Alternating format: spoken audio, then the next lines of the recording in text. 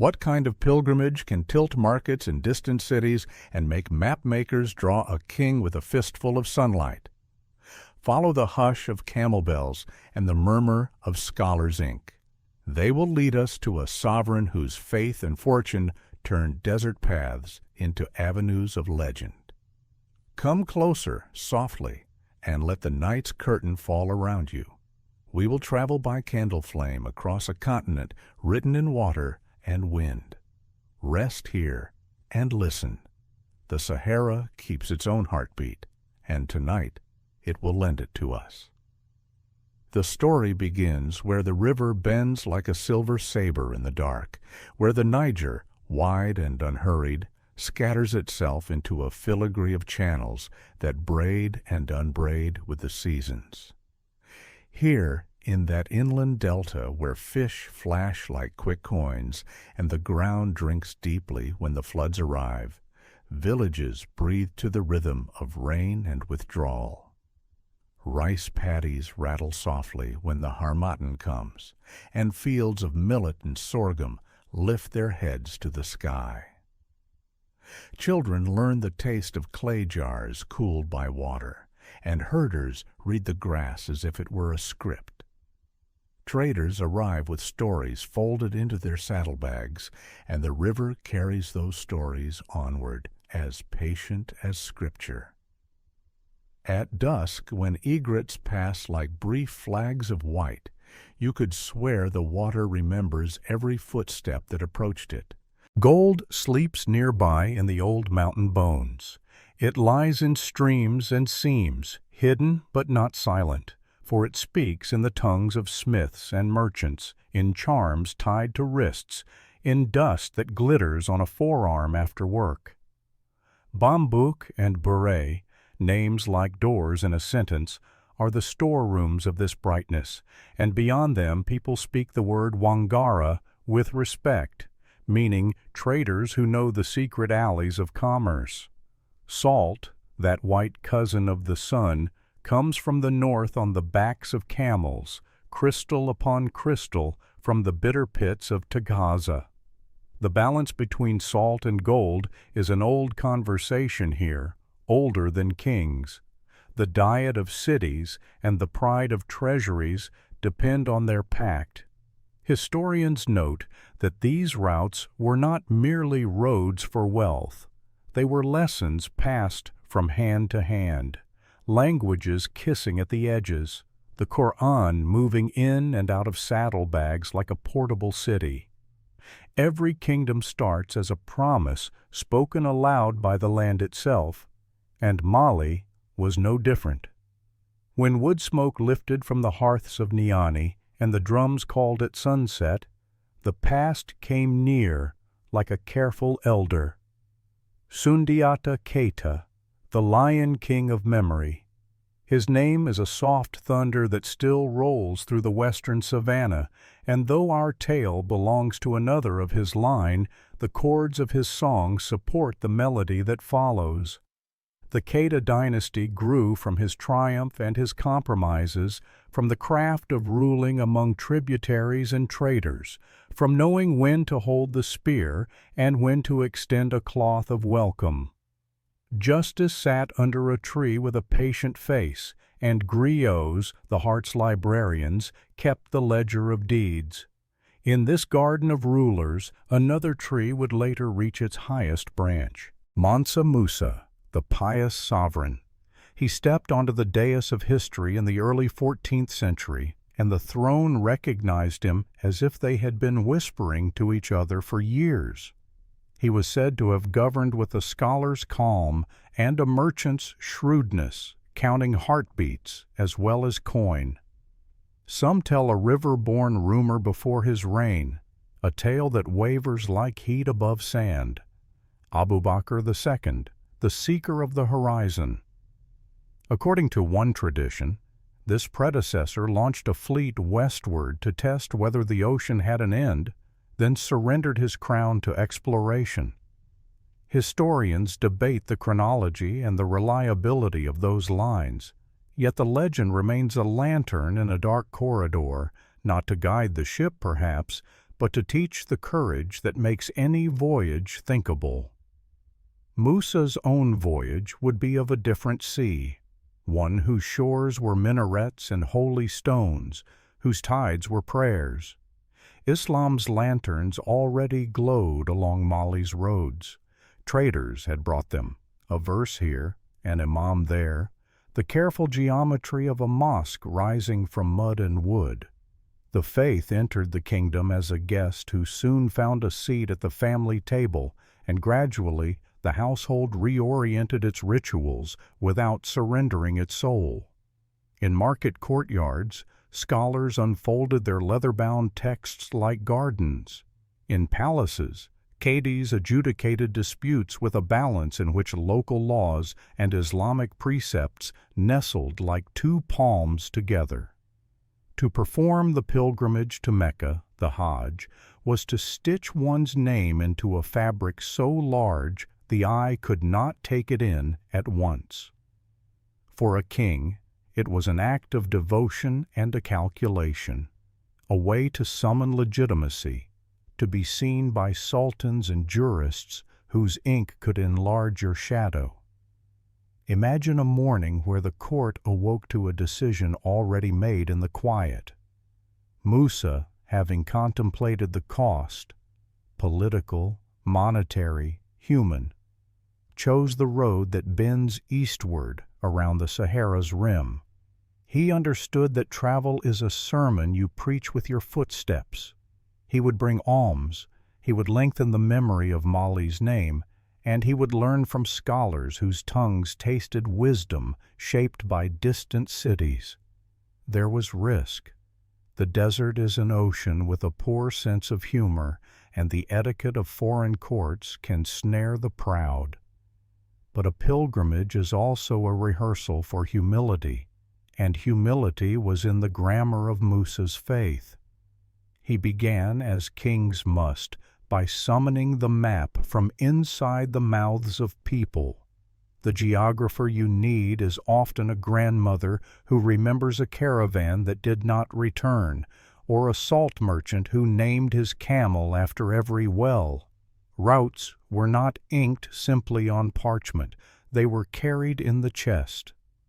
Northward, the names stepped like stones across a stream: Walata, Tichit, the salt mines at Tagaza, the oases of Tuwat, perhaps Sijil Masa by the time the Maghreb's breath grew warm. Historians debate the exact corridors of travel, weighing chronicles against the logic of geography, but the outline is clear enough. Reach the desert's keyholes, pass through, and descend toward the Nile's measured music. The court changed as soon as the intention settled on it. Preparing for the Hajj was like weaving a vast carpet while already walking upon it. Officials counted in columns that looked like fields of grain, people, camels, pack beasts, bales of cloth. Gold had to be measured not simply as treasure, but as a choreography of generosity. It would be carried in dust and bars, in coins that chimed discreetly, in bracelets meant to become charity upon the outstretched hand of need. There would be gifts, too, for rulers along the way, textiles that remembered the color of river water at dusk, leatherwork supple as prayer, carved objects that smelled faintly of the forest's breath. What is a caravan, if not a moving city? Scribes sharpened their pens, heralds rehearsed the vocabulary of respect in languages braided from travel. Guards tested their saddles and their patience, for protection on the road is as much discipline as steel. Cooks debated spices with quartermasters, because the stomach is a soldier that must not mutiny. Physicians assembled poultices and powders, weighed the merit of honey and vinegar, and considered the peculiar illnesses the desert invents. Water finders, those magicians of thirst, were invited to speak last and slowly, because each of their words weighed like a skin full of life. At evening, when court musicians lowered their drums, the question of timing pressed like a thumb into a seal. When does a desert accept your footprints? Not when the wind is ill-tempered or the heat has its knives out. Better to choose the seasons that a camel prefers. Better to consult the desert's old men, those who stare at dunes the way scribes read letters. The caravan's leaders marked a date. Traders slipped into the city on that news like fish through reeds. People touched the palace's shadow with respectful hands, and some, poor, hopeful, devout, begged to join what they imagined was a river that would empty itself into God's sleeve. Before departure, the palace needed to look backward and forward at once. Who would govern in the king's absence?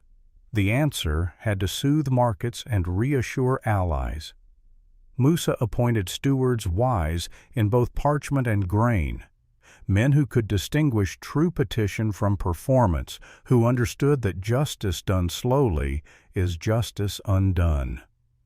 He arranged that tax gatherers, long used to the smell of coin, would now also carry the scent of accountability. The treasury opened its doors and closed them again under careful eyes, and the city exhaled a little, relieved to see the old patterns being honored even as the new road called. Sankor's lanterns, teachers of the Delta.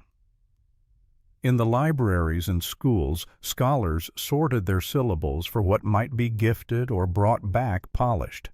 Manuscripts lay like sleeping birds, each a promise of flight once opened. In the edges of their pages the faithful had written notes, questions that nibble at certainty, glosses that turn a sentence into a shore with ripples. The seriousness of knowledge formed part of the pilgrimage's cargo. To see Mecca was to confirm in the eye what the ear had believed, and to return with an enlarged courtesy toward learning. The king's advisers knew this. Their counsel carried a weight the way a well carries depth. Griots tuned their chorus strings and asked their own questions. What does it mean for a king to go so far, to leave his people's tents to the weather while he crosses an emptiness that can swallow a city and hide the bones without a sound? The answer, they suspected, would be told for generations. So they watched the preparations closely, as scribes do, listening to the silences for meaning. They remembered that anyone who travels returns as a mirror for those who stayed. Whatever Musa met would be cushioned in proverb and performs new light when brought home. The rhythm of departure began with small steps. Herds were counted and then counted again by a different set of eyes because the desert punishes arrogance in arithmetic. Camels groaned in their particular bored way, indifferent to glory, but attentive to burdens. Saddlebags were sewn tightly, water skins checked for honesty. The caravan's order was fixed like a poem that has earned its final draft. Scouts ahead and at the flanks, the vulnerable near the center, supplies in layers. The king's retinue both close and discreet. Night travel would be common where heat made daylight into punishment, so lanterns were prepared with covers to shy their light from thieves and from the sky's own predators. It is one thing to marshal goods and another to negotiate the invisibles. The desert is not empty of politics. Between the Niger and the Nile lay a geography of obligations. Clans who guarded wells, oases that expected tribute for shelter, guides whose loyalty had to be curled around with gifts, respect, and sometimes hostages of good faith. Envoys went out like fingers feeling for a pulse. Agreements were reached, some recorded in careful Arabic, some sealed with nothing more tangible than a promise before God and the witness of the sand. Historians note that such charts of permission could be as precious as water, because the desert remembers slights as keenly as it does kindness. Among the preparations sat a box of questions about site and ceremony. How would the king appear beyond his borders? Which clothes confess devotion and which boast empire? Musa's tailors found an answer that walked between humility and recognition. The plainness appropriate to pilgrimage, but the dignity suited to a ruler who could afford to be plain. There would be moments when he must be seen, and others when invisibility would be the more splendid garment. The council was to carry both cloaks in the same pack and choose with a devout mind. The first farewell was not to people, but to the idea of ease. The court's luxuries thinned like smoke, replaced by camp realities, a ground that does not bargain, a wind uninterested in flattery. Yet something in Musa relaxed at this stripping away. He prayed beneath skies too enormous to be called ceilings, and the stars arranged themselves like the first page of a great book. Al-Umari, the gatherer of accounts. Much of what the world later said about this pilgrimage sailed on the ink of chroniclers such as he, collecting testimonies in Cairo, stitching together astonishment and detail. Al-Makrizi, the economist of wonder, he too wrote of money and miracle, weighing the weightlessness of rumor against market's sober arithmetic. To read them is to hear Cairo's gossip crystallized into memory. To listen now is to understand that even true stories grow moss when left too long in admiration's shade. By the time the caravan nudged its way into the grasslands toward the desert's shoulder, the songs of departure had turned into the hush of continuity. The travelers learned the discipline of shared water, the etiquette of shade, the protocols of patience. Children tested their courage by sleeping beneath unfamiliar skies. Elders muttered advice and reachable prayers. At each halt, life overflowed quietly from the tent mouths, women kneading dough with hands that knew how to fold comfort into flour, men repairing straps and smoothing the fretfulness of beasts. The caravan's clock became the suns and the moons, and the holy hours helped pin the day to firm posts. The first northern gate to the desert stood in the stones of Walata and the ruins of Richest, towns with faces like old manuscripts, their lines softened but legible. Here the architecture taught its own history, dry stone walls built layer by layer as if a sentence were being rephrased until it did not leak meaning. Merchants spoke with the scholarly drawl of those who handle paper as well as leather. They knew the price of frankincense and the price of silence. Contracts were made in rooms that tasted of dust and date pits, and oaths were the kind that do not need a raised voice. The caravan rested and remade itself. The first stretch had shaken out clumsy habits the way a river shakes loose branches after rain. From Walata, the horizon rose like a closed lid, until Taghaza punctured it with its salt-white architecture, huts mortared from salt blocks stacked like books that had given up on text. The air there stung the eyes and turned the tongue into a disobedient animal. Salt workers, their bodies powdery as if carved from the mines themselves, carried out the blocks as if lifting their own future. Taghaza seemed impossible, a city that refused to acknowledge the absence of softness, yet it made its own kind of tenderness, the tenderness of transaction, of negotiated shelter. The caravan paid respects in the local currency of courtesy and moved on, for to linger there was to become part of the salt. Beyond Taghaza, night became the preferred road. Stars taught the lesson of persistence. You do not need to understand every point of light to accept their guidance. Navigators told stories of how a camel finds its footing by remembering a dune it has never seen before. The wind wrote and erased and wrote again on slopes that looked like halted waves. Columns of travelers learned the choreography of formation, how to stretch thin so as not to break, how to compress so as not to invite hunger.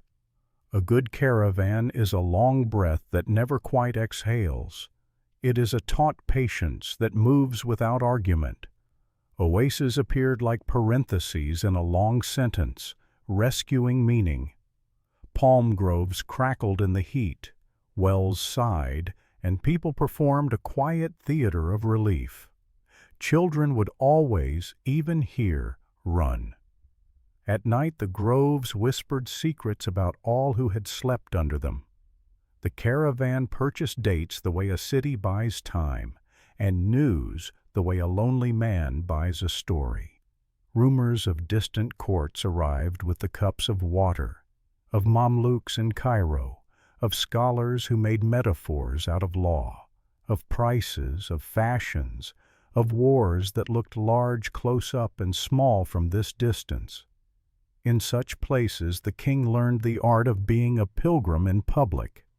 There were moments when his presence drew a hush, and others when he could pass, wrapped in ordinary, through a group of men arguing about camels. Codice of the road, weighers of oaths.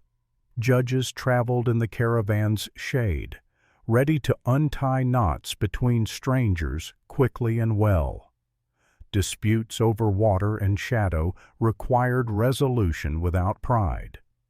One of the quiet virtues of pilgrimage is this training in untheatrical peace. You become competent in cooperation, and you learn the cleanliness of apologies. Through it all, the line between wealth and waste remained thin and flexible. To be generous is to choose a good kind of loss. Musa understood that giving at the wrong time could weaken the very people you mean to strengthen, and that giving at the right time can multiply the grace in a community. The desert sharpened this wisdom. He gave alms that softened the bones of hunger, but he also listened to his advisers, who watched the caravan's stores as hawks watch a field. The arithmetic of compassion is not cold, it is well-tempered. When sandstorms came, they played the music of disorientation. Ropes linked people together, eyes closed against knives of dust. Breathing took discipline. The guides' voices were soft and cut near, counting the living. At such times a king is a man among men, tethered and grateful, measuring his heart not by its titles, but by its steadiness. The storms passing always felt like waking from a dream that had been too convincing. Afterward everything seemed newly articulated. The edges of a pot, the smell of a beast, the vocabulary of thirst. Prayer after such reprieves feels like a handshake renewed between human and world. News traveled faster than the caravan when it wanted to. A king who moves through the Sahara becomes an itinerary of whispers carried by runners who know the taste of horizon. At one oasis, Musa found a poem waiting for him, as if the desert itself had been writing in the air.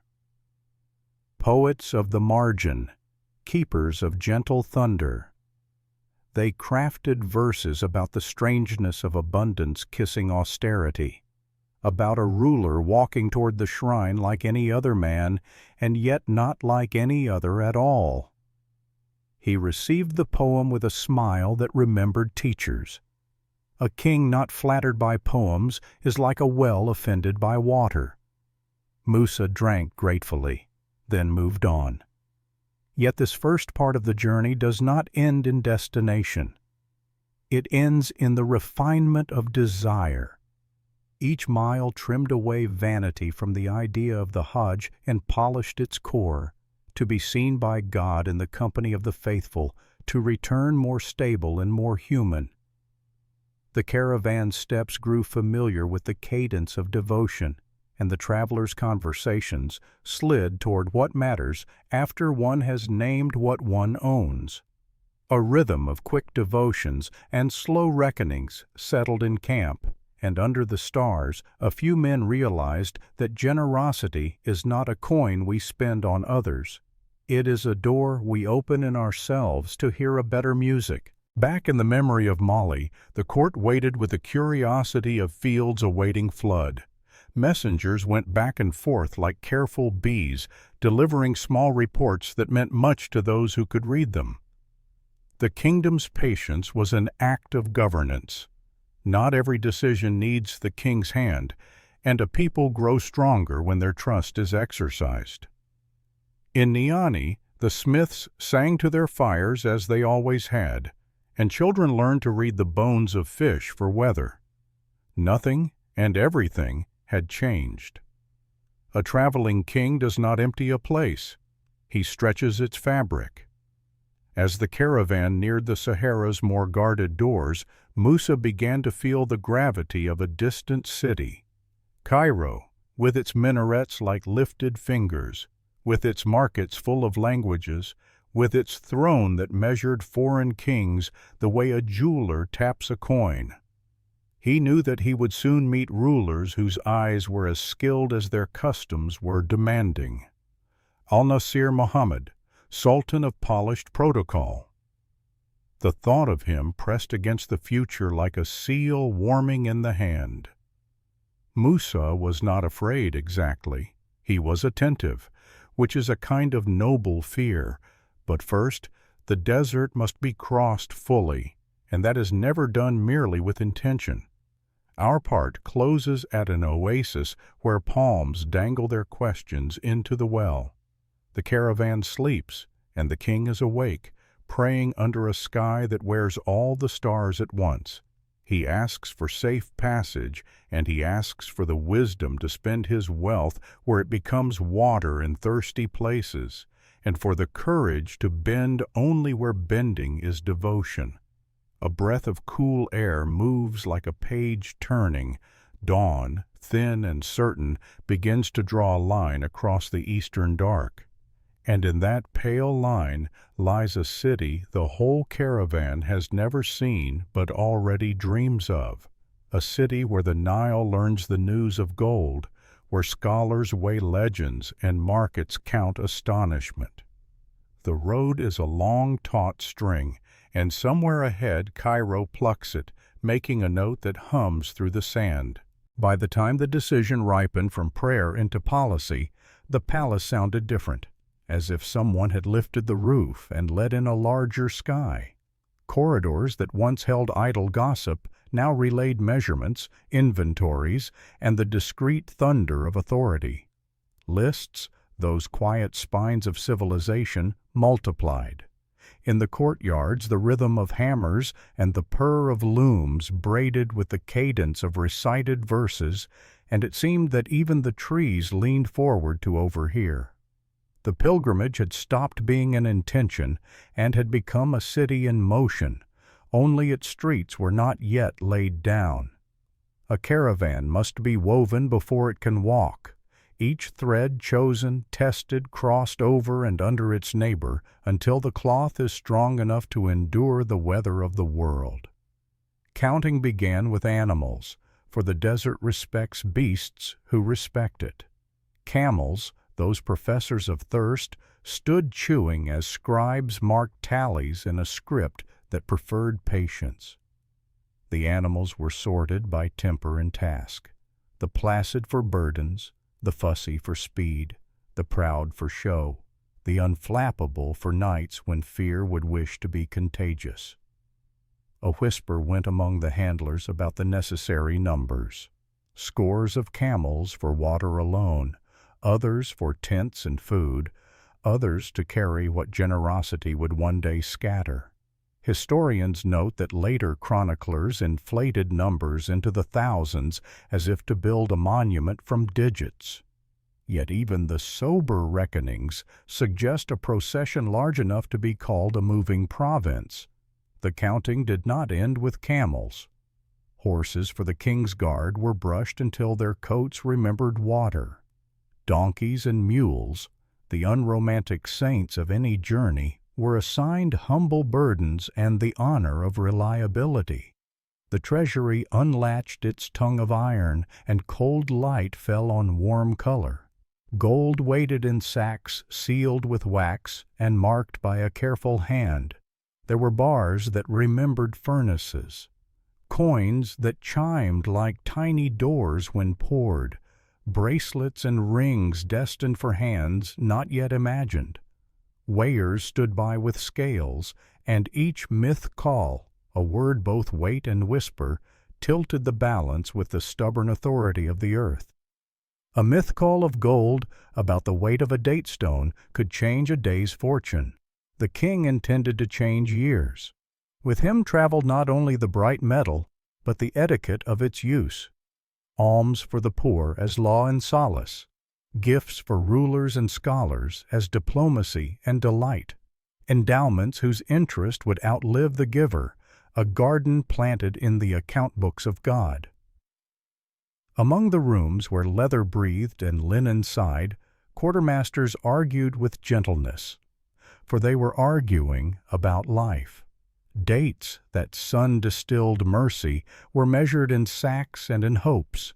Millet and sorghum, ground fine, promised mornings that would not weaken the knees.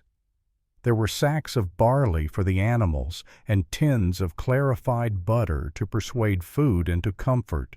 There were bolts of cloth to clothe modesty and to clothe alliances.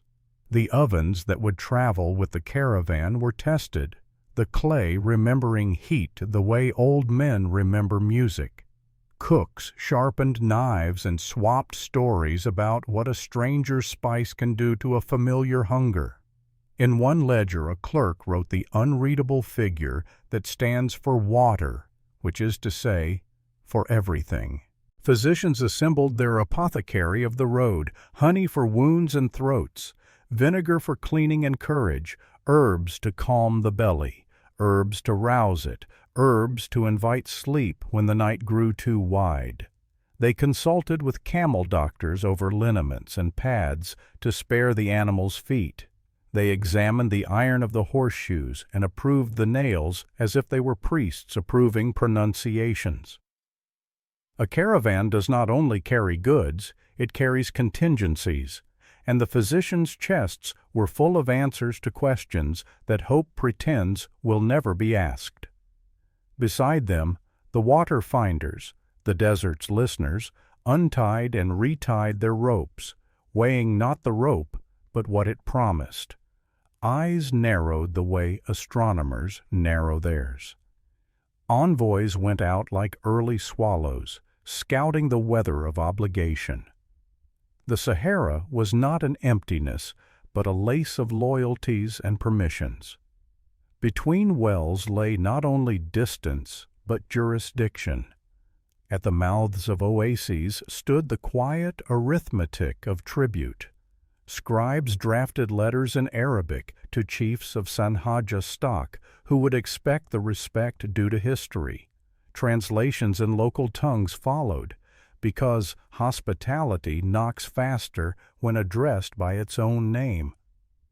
Seals were warmed and pressed until wax learned to behave like authority. Messengers tucked those small sons into leather cases and vanished along paths that had been stories long before they were maps. Historians note that such safe conduct agreements, whether recorded in ink or memory, were water in ledger form. In the armory, the talk was of weight and wind. Spears were selected for their balance. Arrows were fletched so that their flight would not be tempted into argument by a cross breeze. Shields were tested against the impatient bite of practice blades, and the men who would carry them stood in rows that did not quite hide their impatience to prove worthy. The captain of the guard recited the chain of command until it hung in the air like a necklace. Not all danger wears the costume of bandits. Hunger and confusion are excellent thieves. So drills were rehearsed for dust storms as if they were ambushes, and rope lines were coiled and counted like rosary beads. The guard learned not only to fight, but to notice, which is a different discipline and the mother of many survivals. The palace courtyard became an office of proportions. Tailors measured men for garments light enough to forgive the day and warm enough to survive the night. They stitched dignity into simplicity. Armorers covered satin with cloth that would not brag at the wrong time.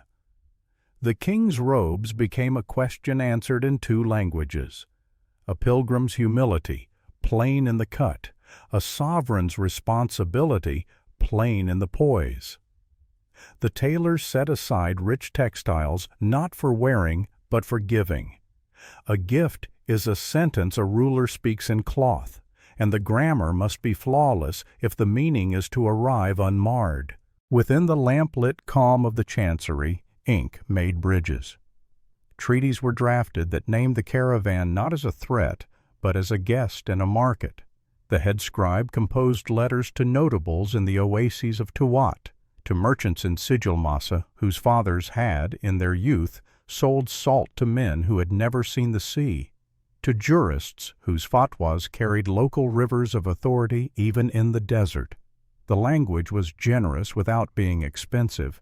It hinted at reciprocity without boasting. Where appropriate, the letters offered souvenirs from the river. The rarest wares are not always precious metals. Ivory and finely carved wood smelled of forests that felt mythical to northerners. Kola nuts, bitter and beloved, traveled as ambassadors of taste. Root councils met in rooms where maps rested like sleeping animals. Historians debate the exact road the king took, weighing plausibility against the poetry of chronicles. Here the debate played out not as argument, but as risk set beside reward. The western corridor through Walata and Tagaza to the Tuat oases and on to Sigil Masa promised wells that knew the footfalls of generations. It also promised taxes collected by men with the same steadiness as wells. The more central cut across lesser-known stations tempted speed and punished error. The choice, finally, was made in favor of the route with more remembered kindnesses than remembered grievances. To reach Cairo by an arch of oases was to arrive dressed in patience rather than in luck, and Musa preferred patience. Scholars were assembled with scarcely less ceremony than soldiers. Jurists would travel to tend the law in motion. Teachers would travel because an emperor is never merely one man, he is a listening post for his people. They packed books, the brown of their leather like the bark of a hospitable tree. In the margins of those books, previous readers had argued and agreed in small, hair-fine letters, the architecture of thought built in miniature. The scholars' debates about doctrine softened into practical counsel. What charity should be given first, what disputes needed the attention of a qadi, and what disputes belonged to forgiveness rather than adjudication, how best to ensure that the caravan's prayers would not become performance. Griots gathered names like harvest and tuned their instruments until the strings were tight enough to hold the coming story. They sang to the memory of the Keita line, that the road might know the footsteps it would carry. They practiced speaking without making the king too large to be human, for a story that turns a man into a mountain makes it impossible to hear his breathing. Children loitered, open-mouthed, while the elders of the court pretended not to listen and heard everything. The griots promised themselves to honesty wrapped in kindness, for they understood that truth without mercy is like a well without a rope. You can see the water but cannot drink. The king moved through these preparations like a traveler through shade, grateful, alert, unwilling to linger where duty did not place his hand. With his treasurer he confirmed the rhythm of spending so that generosity, that lavish harp, would be played in tune. With his chief imam he refined vows into legal shapes, promising a pilgrimage beautiful in both heart and citation. With his captains he learned the choreography of the column, how far to stretch between units so the caravan could breathe, how close to draw in moments when the desert grew curious. With the master of provisions he reviewed the liturgy of rations, water measured not only by thirst but by what the day would demand, so that the animals, those practical saints, would not be asked to fast in order to keep faith. There was ceremony before departure, but not the loud kind that bruises humility. The mosque held the steady hush of a people asking permission from the one who needs no explanations. The king lifted his hands and released into the air his desire to see the house that Abraham raised, to join the river of believers who circle their obedience around a stone that refuses to flatter them. He asked for safety, yes, but also for usefulness. To arrive in Mecca without having watered a single dryness along the way would be a failure disguised as success. The prayer rose and settled, and the congregation felt the sweet, weighty relief of sentences that had found their proper home. Departure day stood up like a person. Dawn peeled night off the world, and in the new light the caravan revealed its thousand small dignities. Tents came down in a quiet more eloquent than shouting. Ropes found their knots without complaint. Children practiced patience and discovered that patience can be practiced only in the presence of impatience. Women folded textiles with the authority of those who know the names of fabrics by touch. Men tightened girths and spoke to animals as if they were cousins being asked to do a favor. The king mounted. There is a moment in every departure when even the most confident heart learns again how to beat. He felt it and welcomed it. The first mile of any journey is a teacher with a firm voice. An overpacked mule confesses its owner's optimism with a stumble. A strap reveals its treachery too late for convenience and just in time for wisdom. The sun, a polite guest at dawn, edges toward impatience by noon.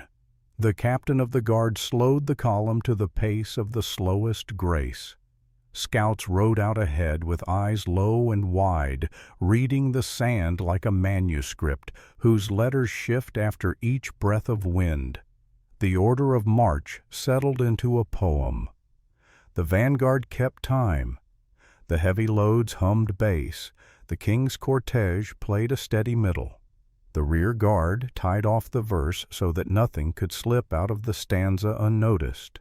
At halts life unfurled as if it had never been folded. Fires were coaxed from coals like shy children from behind curtains. Tea, or whatever sweetened leaf placebos could be contrived, was poured into cups where conversation could cool before it burned. The Qadi held court beneath portable shade and resolved arguments with a smile that remembered the hardness of the road.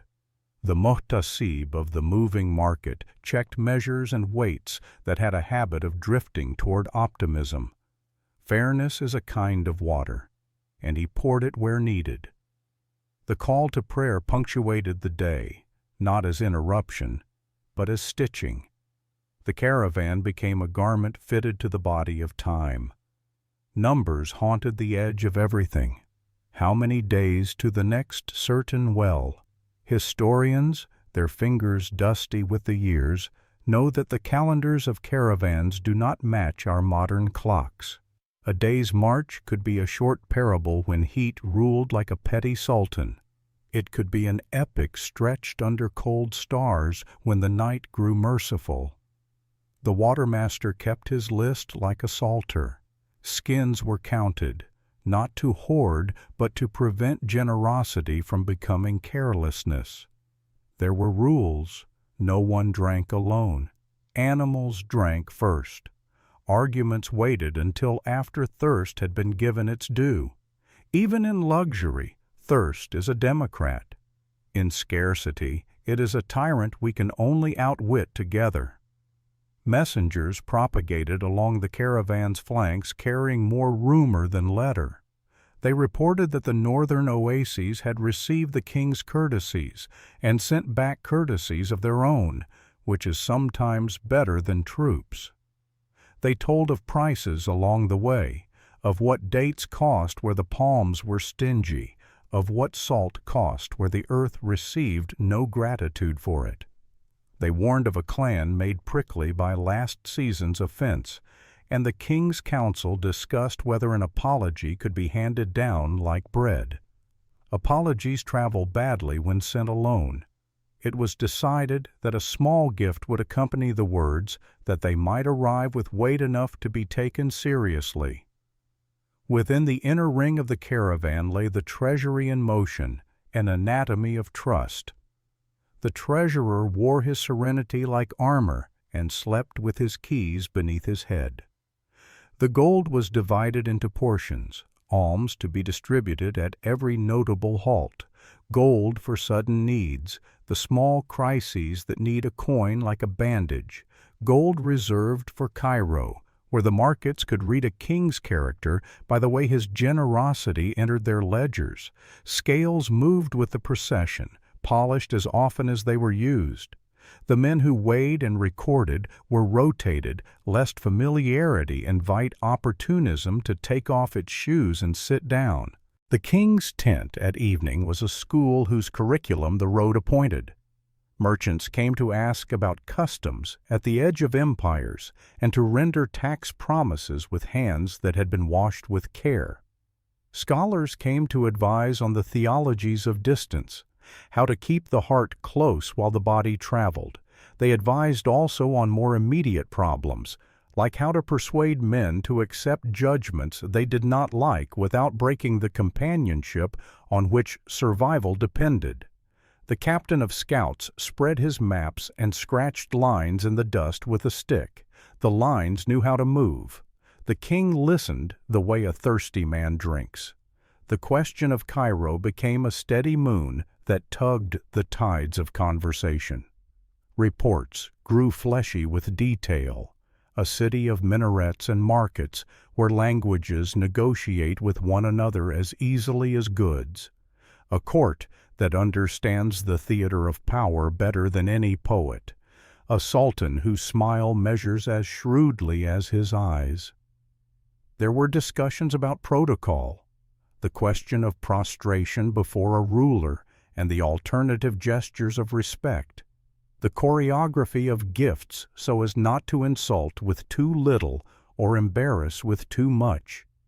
Historians remark that tales of a refusal to bow hardened into legend. What matters here is that the king desired both piety and diplomacy to arrive in the same carriage, neither to be made to walk. Women of the caravan kept the day from fraying. They stitched, cooked, soothed, accounted, sang lullabies to grown men's restlessness. They carried the languages of home so that the road would not forget where it was supposed to bring people back to.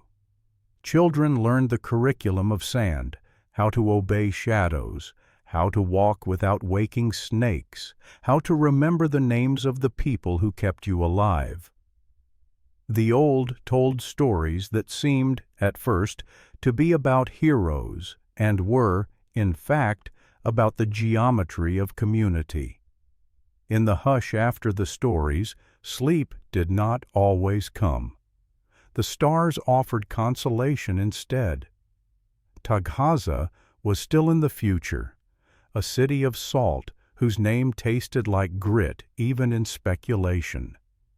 The caravan rehearsed the etiquette appropriate to a place where wealth is hewn from bitterness. Payment would be prompt, prayers would be grateful, no one would complain of the taste of the air.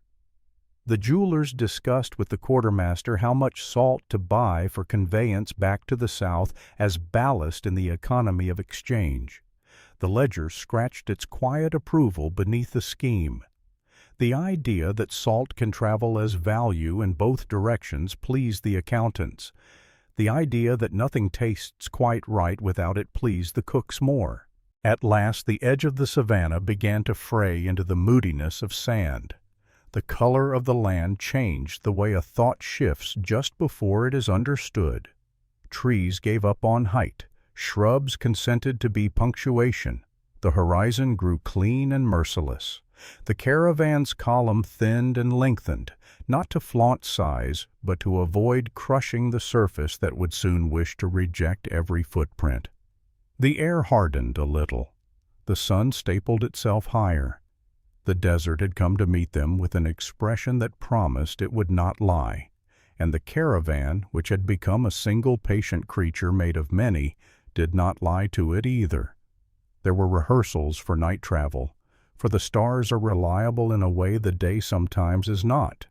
Navigators, men whose affection for the sky had become a profession, pointed out the path stitched between constellations like a seam mothered by a grandmother's hands.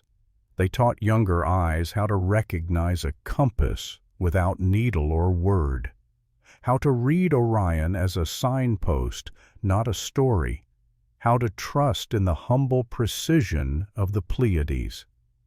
The discipline of darkness, it turned out, was liberty dressed as caution. Bells on a few camels chimed to keep the column stitched in sound when sight chose to be parsimonious. And then, just as preparation had become a kind of life, the last night under friendly trees put its hand on the caravan's shoulder. Fires burned lower, as if to practice the economy to come. The king walked the line of sleeping tents and heard the orchestra of breath that meant tomorrow would not be attempted alone. He stood where the sand had already begun its quiet annexation of the path and lifted his eyes toward the east. He did not ask the desert for mercy. He asked, rather, for clarity, which is what deserts are good at. The clarity to give without breaking, to receive without swelling, to walk without forgetting why you began. Dawn wrote with a light quill. Ropes were slung over shoulders, burdens raised, children hushed without tears. The king mounted again, and the column leaned forward as if answering a question asked long ago. Somewhere to the north lay oases whose wells had not yet learned their names. Somewhere beyond them, Cairo waited with its balances and its pages and its practiced surprises. But between here and there stretched an emptiness full of demands. The caravan breathed in once, deep and even, and stepped into the lesson. Night rose like a careful curtain, and the caravan slipped beneath it, as one creature with many hearts. The stars kindled their patient grammar, and the guides read them aloud in low voices as if not to wake a sleeping child. Camels rocked forward with the calm of small boats, and the sand accepted their soft, deliberate punctuation. Day would be too sharp for a long march now. The desert forgives the humble who travel under its lamp of frost and quiet. Lanterns were hooded, bells were muffled, and the column found its dark music. The first hours taught the caravan how to be a sentence that does not stutter. Spacing mattered as much as courage. A rope's length here, 2 ropes' length there, the guards at the flanks counting shapes the way a shepherd counts thoughts. The captain of scouts spoke rarely, but when he raised a hand, the whole procession breathed in as if remembering a prayer. The king moved near the center, haloed not by pomp, but by listening. Even in darkness, one could feel how his attention moved, patient, unhurried, like a ladle dipping water and not spilling a drop. Before the dunes came fully into their own, the land frayed into gravel that shone like old coins. The guides called it the whispering floor. The souls of men and beasts whispered to it, and it answered with a faint, dry tide. Astronomers of the road, men who knew the North Star the way a farmer knows his favorite tree, lifted their chins to draw straight lines no ruler could rival. An apprentice misnamed a constellation and was gently corrected. Learning here had the tone of survival, not vanity. Walata announced itself not with walls, but with memory. In the morning, when the sun rose with the dignity of a judge, the caravan came upon the stone-faced town that had once been a doorway for empires and remained a threshold for those who knew where to place their feet. Its architecture seemed to hum a scale no longer sung elsewhere. Courses of stone resting like verses, gateways trimmed with the stubborn elegance of years. Market courtyards held the scent of date syrup and parchment, and men who had forgotten how to hurry still remembered how to bargain. The scribes who kept Walata's paper spirit alive welcomed the retinue with a courtesy that recognized both pilgrimage and opportunity. Contracts were made in rooms striped by light through wooden screens.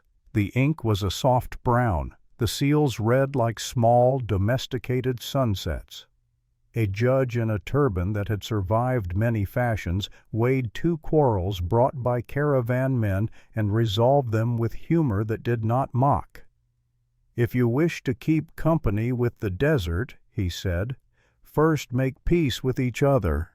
Sand multiplies unkindness."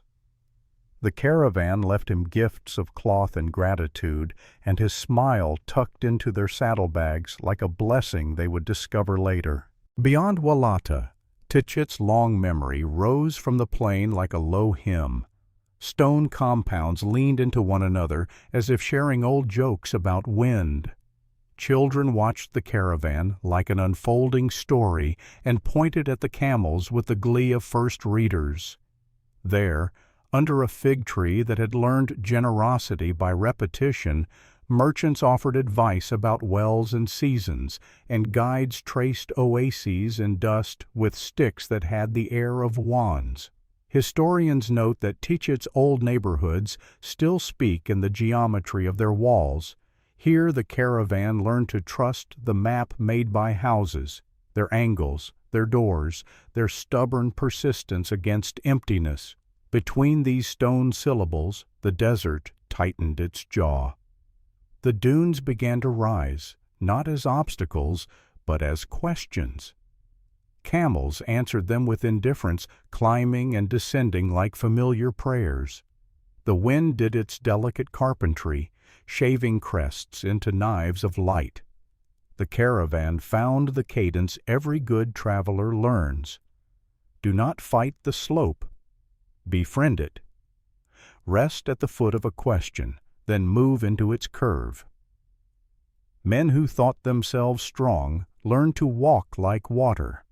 Those who thought themselves fragile discovered how patience turns bone into rope.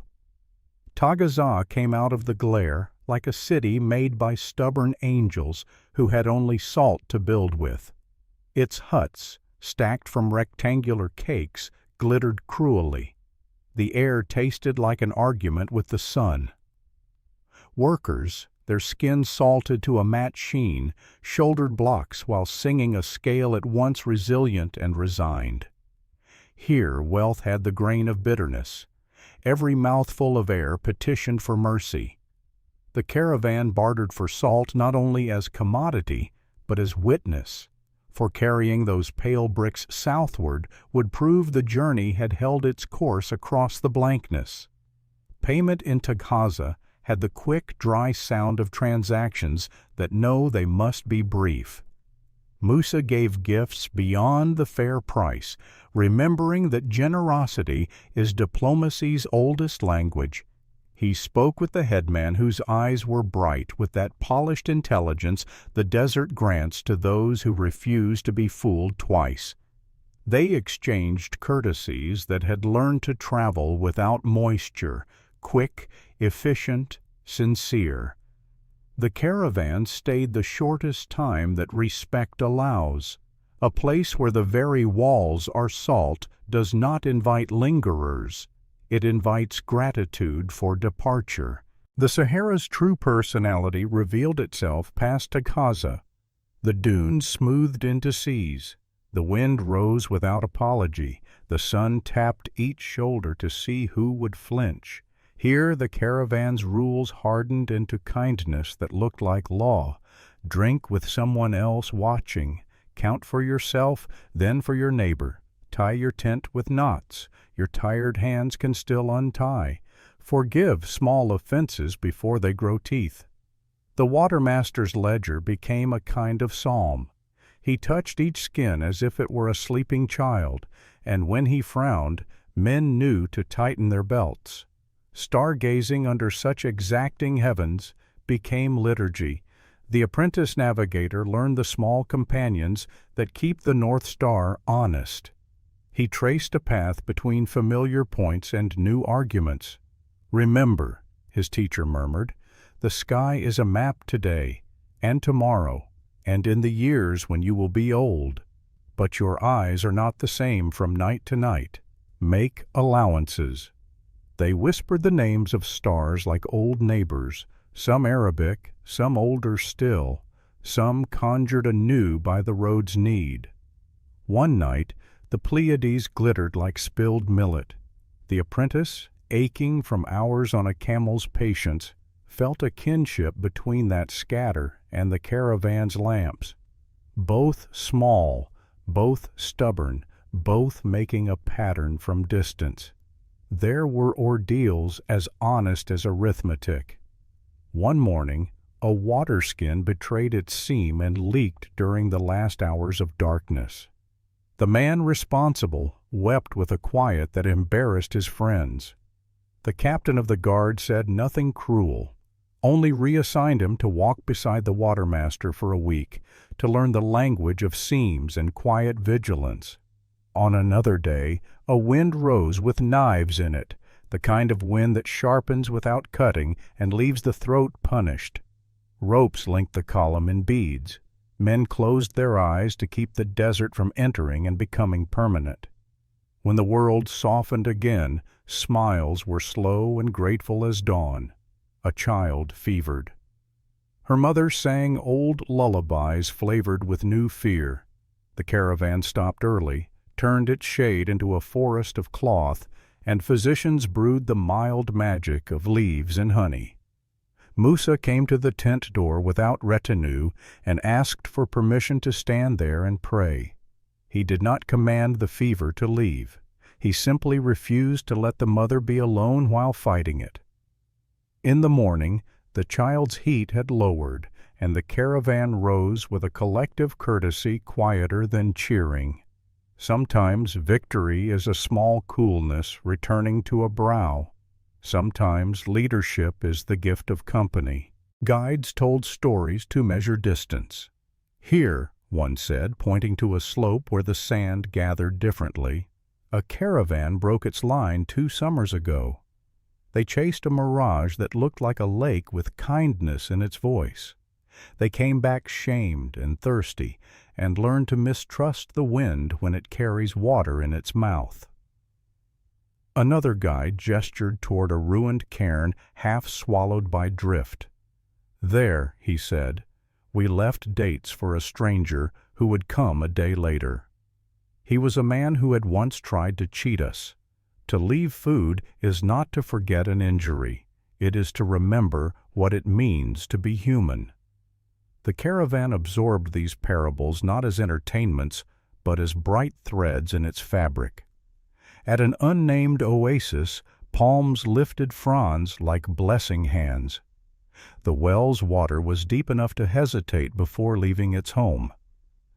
The first buckets brought up the scent that watches over life in this geography: iron, coolness, relief. Women washed hair with care. Men cleaned their feet as if gratitude were a soap. A local headman arrived with 10 men, their swords decorative, their hospitality practical. He had the expression of one who learned long ago that generosity is a profitable custom. Musa greeted him as one river greets another where they meet in flood season. Gifts changed hands with the same deliberation as bread. In the shade, a young poet offered a verse that compared the caravan to a constellation wandering across the ground. It was a metaphor that would travel farther than he ever would. News arrived like small birds, flitting, needing to be caught gently. A caravan from the east had left Cairo late. Prices in Alexandria had a fresh taste. Rumor said a scholar in Fustat had distilled a new argument about old law, and people were listening with eyebrows raised. A rumor about a tax change in the Tuat oases seemed to grow feathers and then fall out of the sky. No one could make it land. The caravan learned what travelers always learn, that news travels on legs more interested in speed than truth. And yet even lies can carry a kernel of caution worth keeping. Between oases, the desert narrowed into a hallway where the heat took to scolding at noon and extending difficult courtesies at dusk. Men counted heartbeats to keep panic from finding a way in. The caravan adopted a custom of evening recitation, 3 verses or a proverb offered aloud, then silence long enough for those sentences to find a place to sleep in the listeners. The Qadi's favorites were about debt and forgiveness. The captain of the guard favored those about alertness and mercy, being married, not enemies. Musa's contributions were often short and unnew, which is another way of saying they were perfect. Gratitude as water's elder, patience as thirst's coup. One afternoon a man wandered, only a little, only long enough for the sun to reintroduce him to carelessness. The scouts found him kneeling with his face turned inward, dazed. They brought him back swaddled in shade. No grand punishments followed.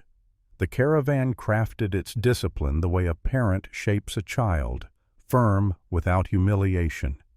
A day of service at the rear guard, a night posted beside the water where the temptation to waste would turn into the decision to watch.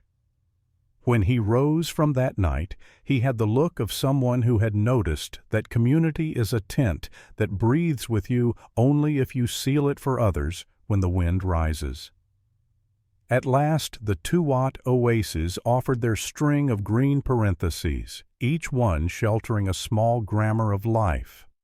Dates hung heavy, bees sang their smug little songs, and the earth let itself be persuaded into fertility. Here caravans are weighed and measured not on scales but by stories. The market men looked over Musa's procession with the professional affection of hostlers toward a fine horse.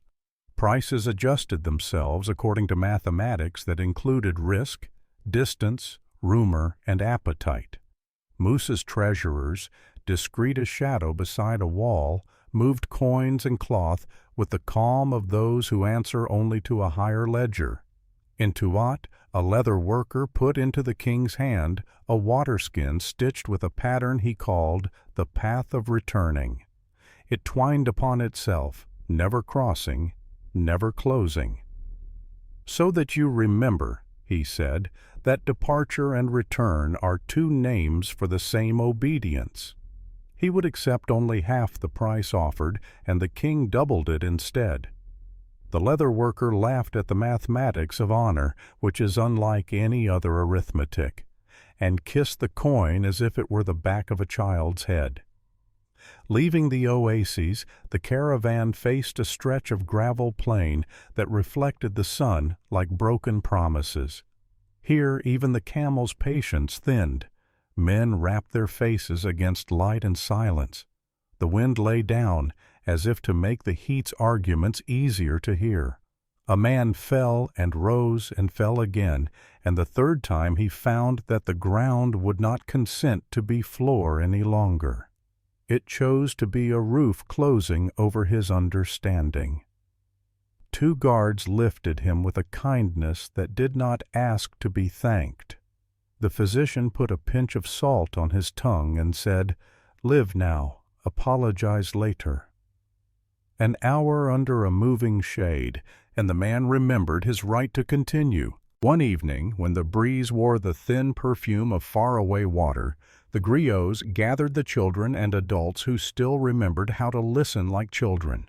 They told a tale of Saharan Aisha, the daughter who kept a well in her heart. Lost in a storm, she kept her companions alive by making her thirst visible and their pride invisible.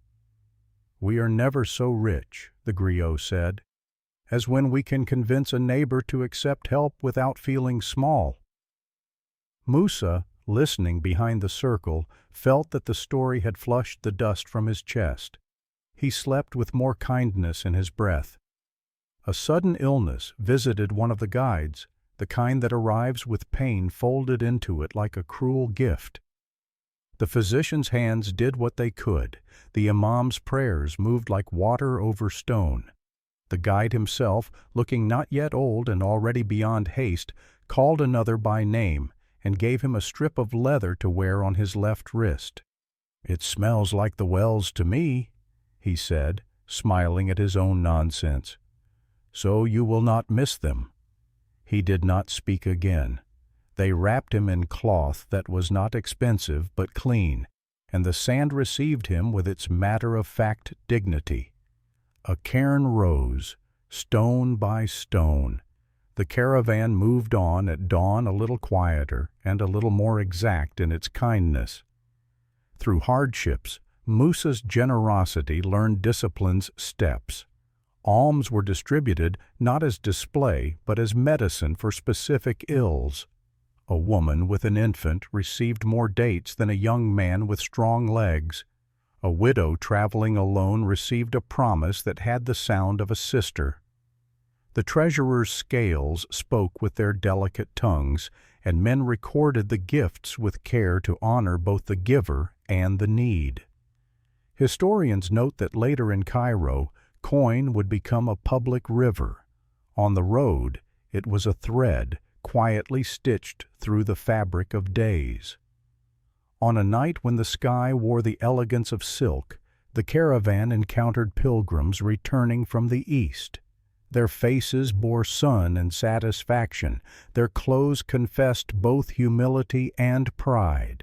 They spoke of Mecca in a voice that made the stones of the world lean closer. "The first sight breaks you," one said, "and then puts you back together with a stitch you did not know your heart had." They warned gently of Cairo's protocols, of courtiers who could measure a man's pretensions the way a goldsmith tests an ingot. "Go honest," another advised, "and the city will hold you. Go swollen, and they will find a way to let the air out without spilling blood." The caravan traded goods for news. The returning pilgrims accepted salt and stories in exchange. One old man, eyes bright as polished olive pits, put his hand on Musa's sleeve and said, "King, the road is long, but not as long as your breath if it is steady. Keep your alms kind. Kind gifts sweeten more than mouths." Then he moved away into the night as if he had been a brief lesson sent by a patient teacher. Sandstorms do not always announce themselves as spears. Sometimes they arrive like an orchestra tuning in the next tent. A murmur, a hush, a warning that falls as lightly as dust. One such storm rose near noon, and the caravan executed its practiced grace. Tents fell into packets. Ropes tied men into chains of trust. Beasts knelt with a wisdom earned over centuries.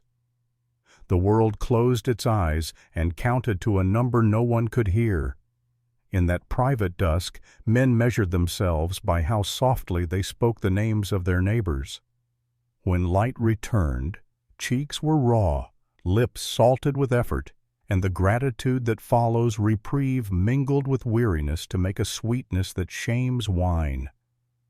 As the oases thinned and the map widened toward North Africa's skirts, a new color crept into the land, the bruised blue of far hills at the edge of sight.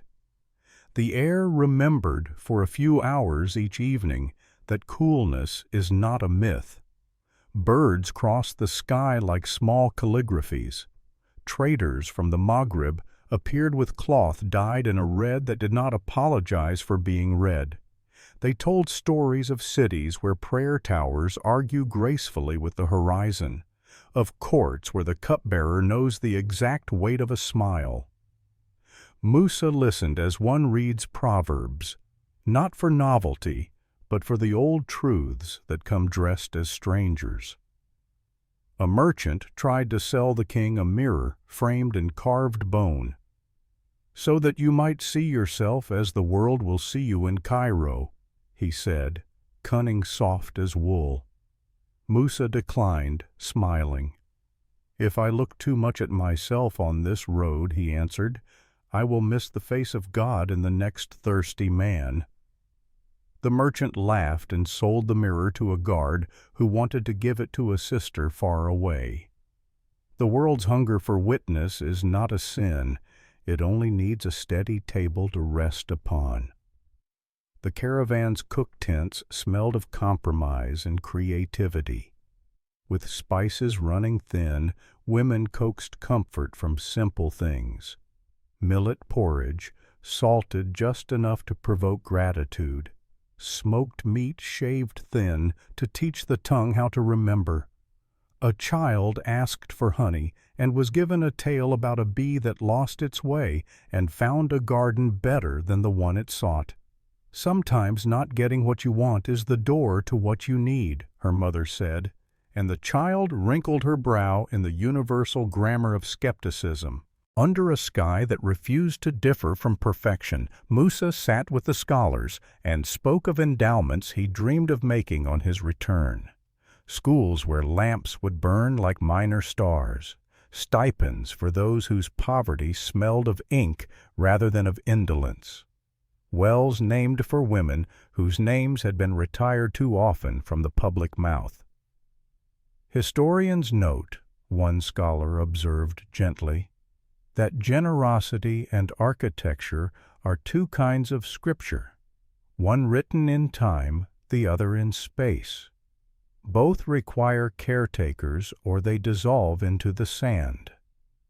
They debated how to build with humility, how to endow a mosque without teaching it to brag, how to fund a library so that the poorest student would feel that the shelves leaned slightly toward him.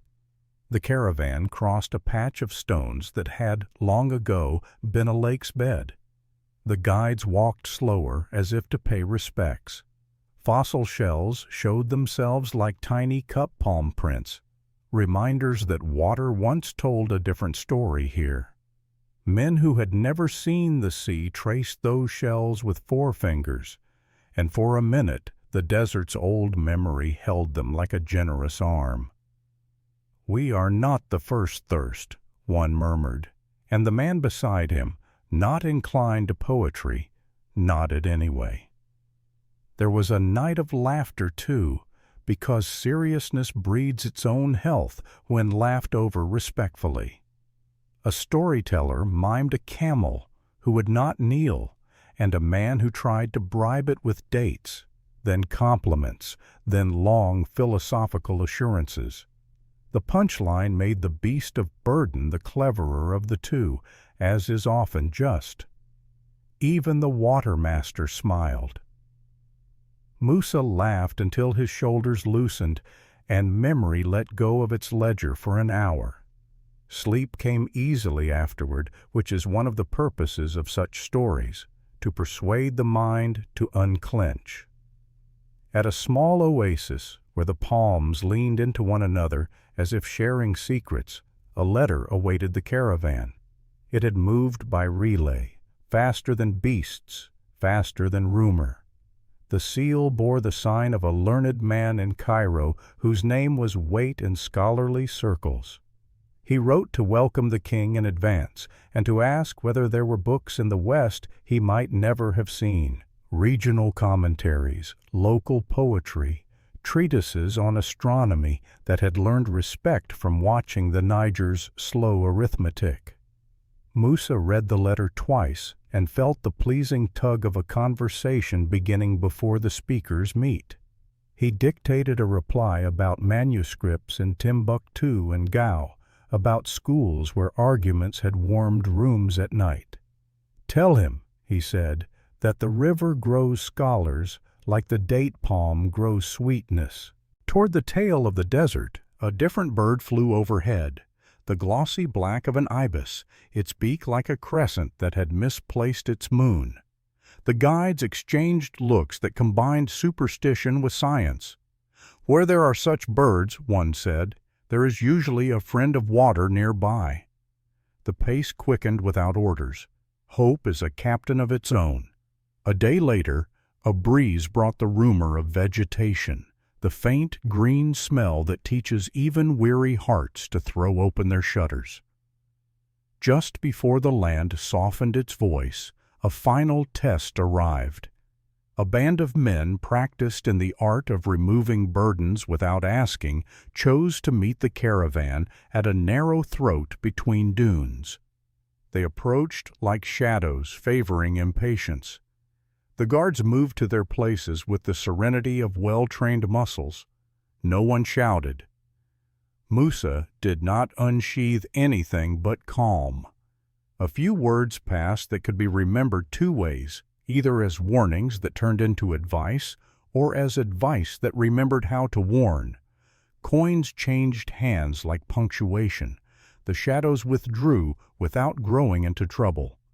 "Sometimes," the captain said later, "the generosity we fear the most is the one we owe to the future."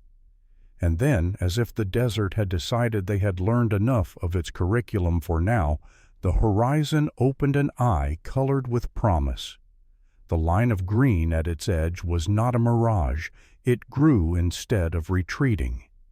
The caravan tightened as joy tried to make people foolish. Discipline smiled and kept their feet wise. A river valley was near, not the Nile yet, not the great script of water they sought, but a cousin who would teach them the accent they would need when they met the elder. Wells deepened. The wind changed its thoughts. Birds practiced being numerous. That night, Musa stood alone at the rim of camp and offered gratitude like something poured carefully from one vessel to another. He thanked the desert not for kindness, it had shown him little of that, but for clarity, which leads to better prayers. He thanked the caravan for being a school he could attend without embarrassment. He thanked the future for waiting without sulk. When he returned to the fire, the men made room without looking up, the way friends make room, and he sat with the comfortable weight of fatigue that stays seated even when the body rises. Morning broke softer than previous mornings, as if the sun were rubbing sleep from its eyes with a mild hand. A scout came riding back with a grin that stripped years from his face. "Gardens," he said almost shyly, "and a market where they sell river fish as if the desert is a rumor." The caravan's smile spread like spilled oil. They walked into a day that tasted faintly of cucumbers. Somewhere ahead, beyond this rehearsal of green, lay the valley where the Nile unscrolls its letter to the sea. And in that valley the city that had learned to dress power in silk and syllable. Cairo, its name already a pressure under the ribs. The caravan would arrive with dust in its beards and stars in its eyes, carrying stories that would need to be trimmed to fit a court's careful plates. But tonight they were only travelers with clean water on their tongues and a promise inside their horizon. Sleep gathered them like a patient aunt, knowing that tomorrow the world would become crowded with buildings and eyes and the delicate mathematics of meeting a sultan. And as the last embers cooled, a small wind lifted, smelling faintly of silt and possibility, and the bells at a camel's neck chimed the soft syllable of a city's name without quite saying it. They first felt the Nile before they saw it, a lifted dampness in the dawn breeze, a sweet heaviness on the tongue as if the air had learned to think about water. Reeds began to decorate the banks of ditches, and then irrigation channels glimmered like stray threads from a greater garment. Fishermen moved with a ritual slowness that meant practice, not laziness. Their nets arced and fell as if remembering a promise. The caravan, which had learned to measure hope carefully, allowed itself an unguarded breath. Somewhere to the north, the river curved toward a city sown with minarets, and rumor said those minarets were the fingers of a sultan thanking God for the geometry of his dominion. They walked into Cairo as the sun rose to clarify the edges of buildings shaped by power and patience. The city did not begin with a gate so much as with a thickening of intention, more people, more carts, more words. Then the great walls declared themselves, and the caravan passed under a mouth of stone, where sentries watched with the bored competence of men who have seen amazement arrive before and leave less amazing. The streets were a careful confusion, and the language of the market ran in two registers, bargaining and blessing. Brass shone like small, captured dawns. Piles of indigo cloth behaved like shadows with opinions. Water sellers lifted their skins and called, their cries thin and musical, the old advertising of necessity. Al-Nasir Muhammad, Sultan of polished protocol. His name moved like silk through the city's sentences. He had ruled and been unseated when young, then ruled again. By now, in the year of this meeting, his reign had hardened into habit. Emirs kept their ambitions neat and public, and the citadel watched the city with a gaze neither sleepy nor cruel. The Sultan's court had perfected the choreography by which strangers were translated into guests, and then, sometimes, into allies. His mosques were lessons in measured grandeur. His horse grounds smelled of leather and thunder. Men spoke of his tastes and his tests, the former refined, the latter exact. Cairo's skin was a mosaic of quarters and crafts. In the thoroughfares of Bain al-Kasrain, the spines of old palaces framed a river of trade. Along the Kasaba, metal workers beat daylight into bowls and basins until their surfaces held enough light to make night jealous. Al-Azhar's courtyards gathered scholars like birds, whose wings were arguments. Imams taught beneath the shade of arches where sound grew intelligent. The muhtasib, market inspector, walked with scales and a soft ferocity, sniffing out false measures and trimming greed back to size. The city's wells were more than holes in the ground. They were negotiations with the Nile's mood. Everywhere, Arabic in varied accents, braided with the occasional Greek or Catalan or Nubian, traffic of tongues partnering with the traffic of goods. News had arrived ahead of the caravan, as news likes to do when it smells a story that will dress it well. A king from the west was coming, the rumor said, a man whose charity wore gold like rain wears light. He was not a conqueror, but a pilgrim, and yet his approach shook the city's curiosity in a way armies sometimes fail to do. In the chancery, scribes set fresh paper before themselves and sharpened their reed pens as if they were about to transcribe a rare recital. At the citadel, the dawadar, the keeper of the Sultan's correspondence, organized the flow of messages with hands that had practiced the art of appearing unhurried. The chief of protocol rehearsed the motions by which awe is managed without being insulted. The first official to approach Musa's caravan was no courtier but a customs officer with an educated suspicion. He carried his authority in a ledger, which he pressed to his chest as if it were a mild shield. Translators hovered with the avid light in their eyes that men wear when words are the coin they spend. The officer bowed, not deeply.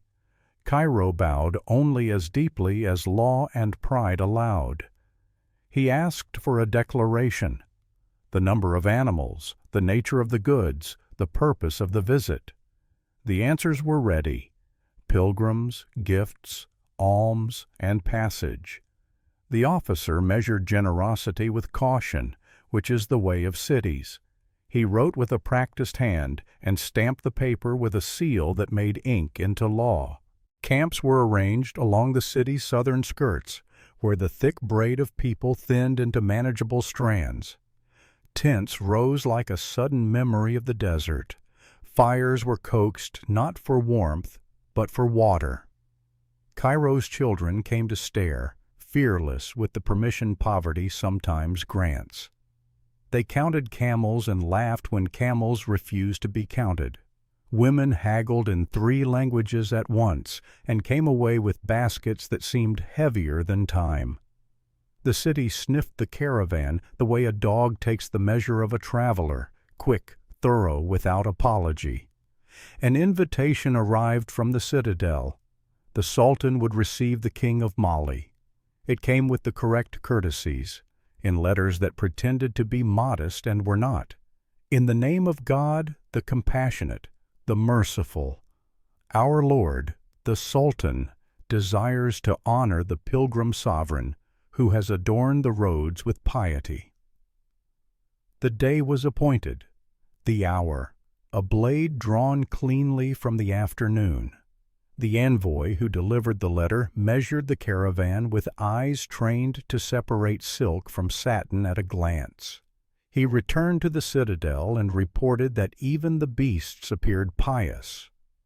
On the appointed afternoon, the caravan's vanguard pressed through crowds that had grown large and careful. The ascent to the citadel was a slow theater. Steps, gates, courtyards, the brief dark of passageways opening into light again.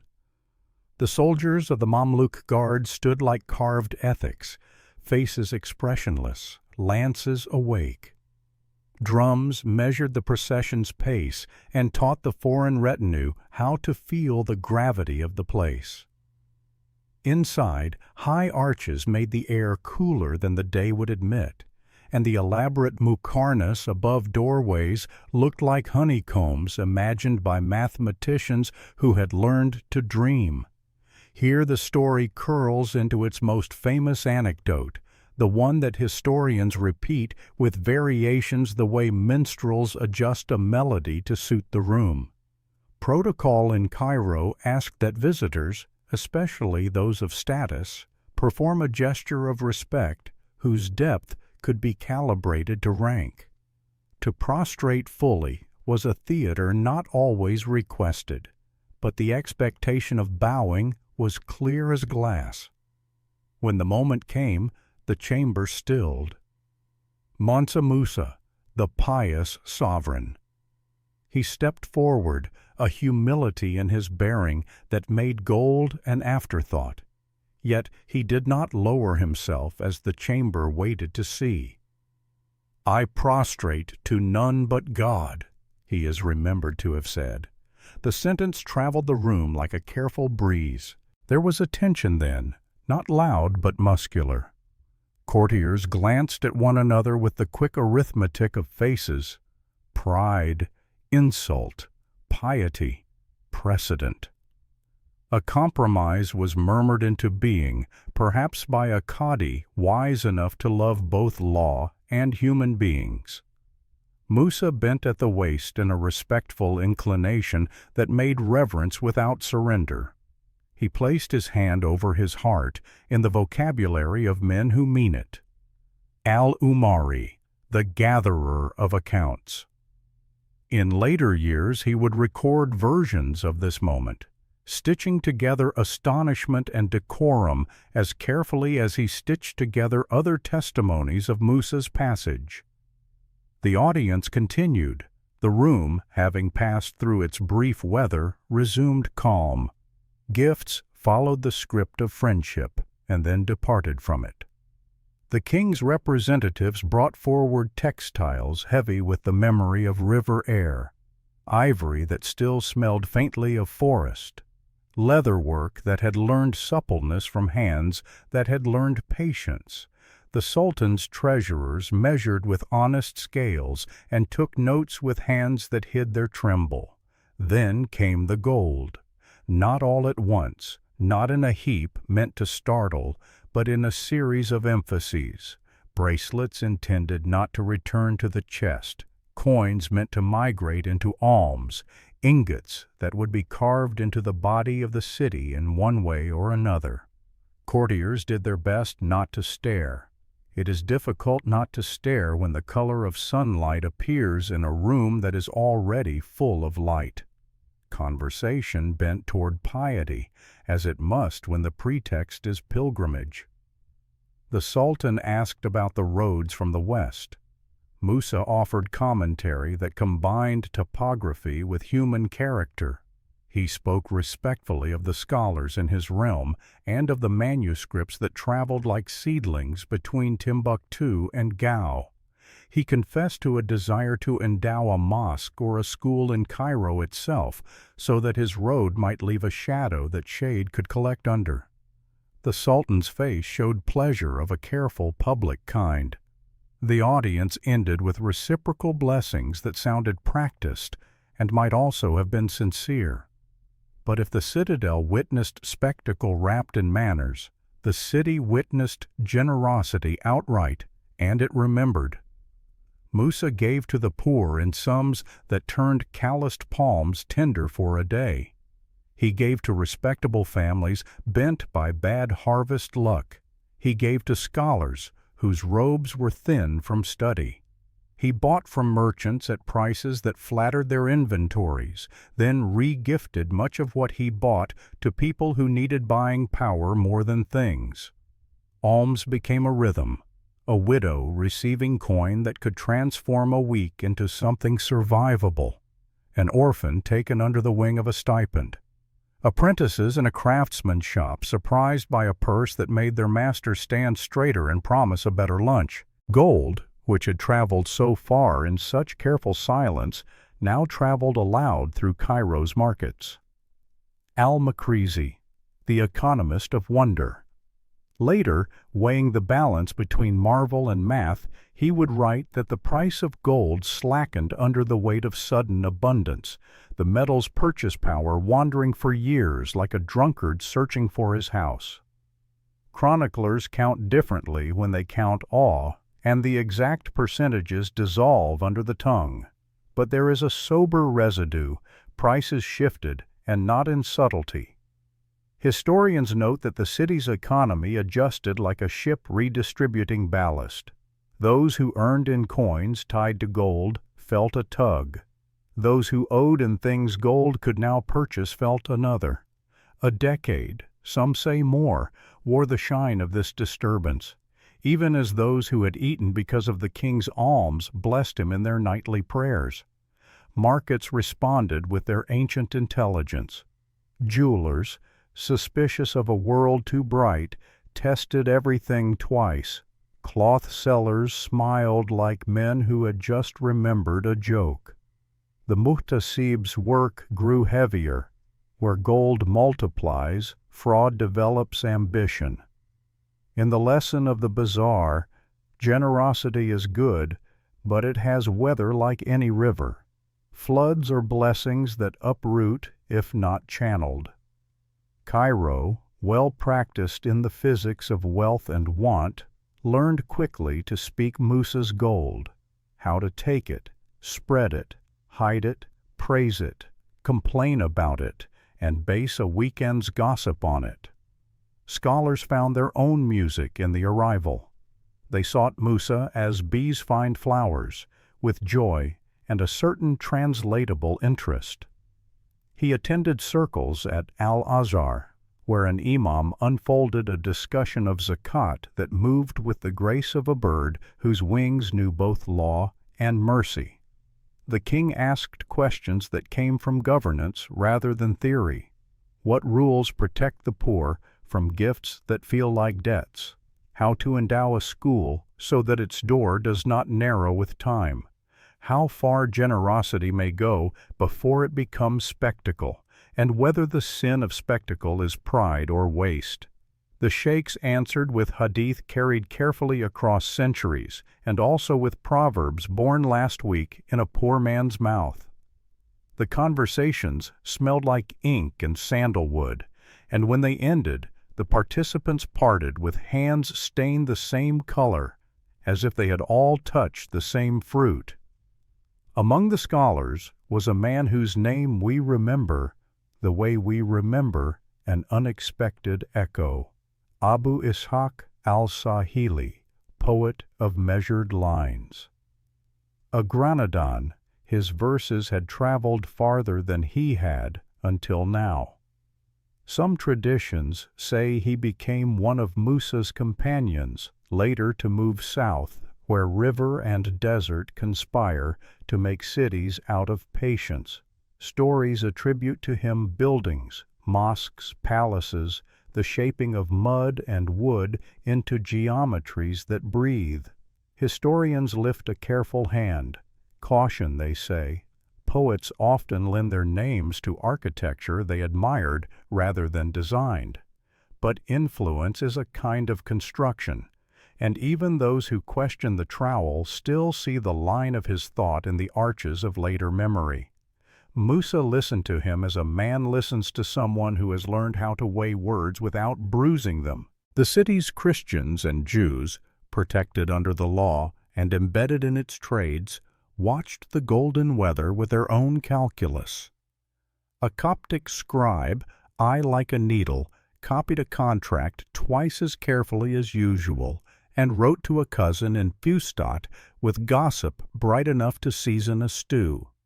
A Jewish merchant who handled pepper and patience both raised prices with reluctance that satisfied his conscience and his children's meals.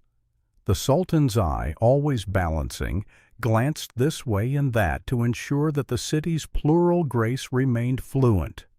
In Alexandria, where the sea argues intelligently with the shore, Genoese and Venetian factors scribbled letters noting that a king from Mali had poured gold into Cairo as if his animal steps bled it. Their reports, practical animals themselves, would wander to the desks of men who bought maps. Long after Musa had left the city and the Nile had changed its mind a dozen times about where to leave silt in the delta, a Catalan artist would ink a king into a panel of the world, his hand a fist around a golden nugget. Cairo, that old weaver of stories into cloth, had already begun to place the weft that would cross with that later warp. Even courtiers who mocked marvel in private found themselves stilled by moments. Once, in the long street of the coppersmiths, Musa came upon a beggar whose blindness had taught his head to tilt like a question. The king paused. The crowd paused with the king. A coin left the king's hand and entered the cup with a sound that everyone heard and pretended not to. It was too bright a sound for a day so ordinary. The beggar touched the coin, felt its warm weight, and laughed. Not the laugh of a court, but the laugh of a man whose immediate arithmetic had changed. The courtiers later would adorn this anecdote, but the core remained. A small, capable mercy had taken its proper shape. Not all the encounters were so simple. A merchant who had grown rich on other men's thirst begged an audience and asked for a sum in gold that sounded pious when he said it quickly. Musa's treasurer looked at the man and saw through him as one sees through the space between two reeds. The king asked the mutasib about the man's measures. The answer was a cough. The request fell apart like poorly cooked rice. Generosity, on its best days, is listening carefully enough to hear when a bowl is already full of excuses. In the citadel under Macarnus that ran down from the ceiling like frozen syllables, another audience unfurled. The Sultan had received word that alms had been distributed so widely that the city's coinage trembled in its logic. This was not a rebuke. It was weather report delivered with surgical tact. He inquired whether the king intended to linger. Musa said, "No, the house of God called with the insistence of destiny. The Sultan, practicing the elegance of rulers who know when to bend air, offered escorts, guides along the Egyptian Hajj route, letters of recommendation to governors of oases eastward where water must be coaxed from parsimony.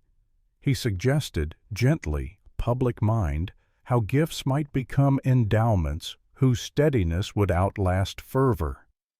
He spoke as a man who had built fountains that remembered to run even when donors slept. There are tales, historians hold them as one holds a hot cup, that on his return journey Musa borrowed gold in Cairo to counteract the drop in value his largesse had caused. The story pleases symmetry, the hand that tipped the scale pressing the other side until balance returned. But evidence thins when held up to light. It may be a narrative's wish rather than an account's bone.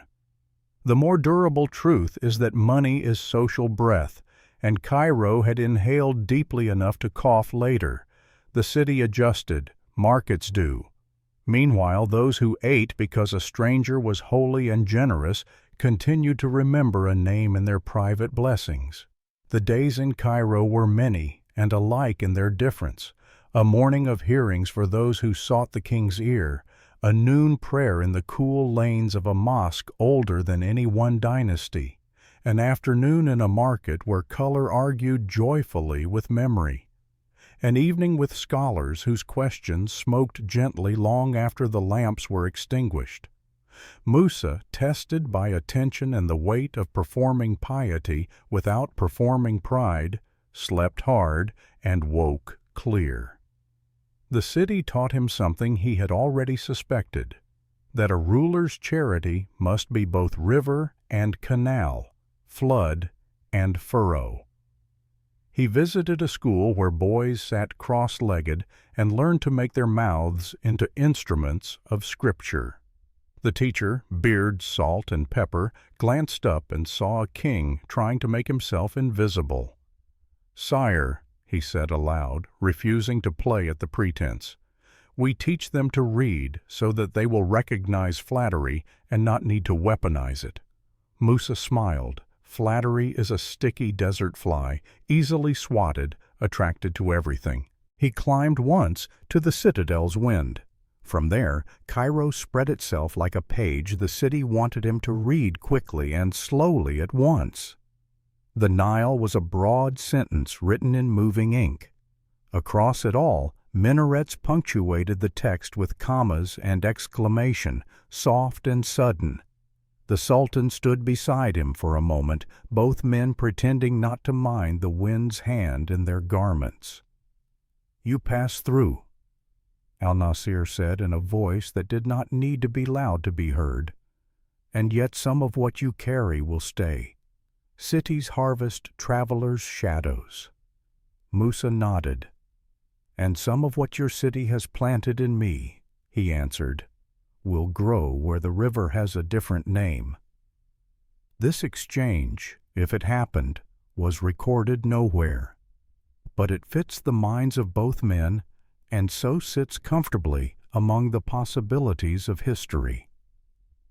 When the time approached to join the Egyptian Hajj caravan, Cairo prepared its own ritual. The Emir al-Hajj, steward of the sacred road, marshaled beasts and men with the certainty of one who has sung the same song in many seasons.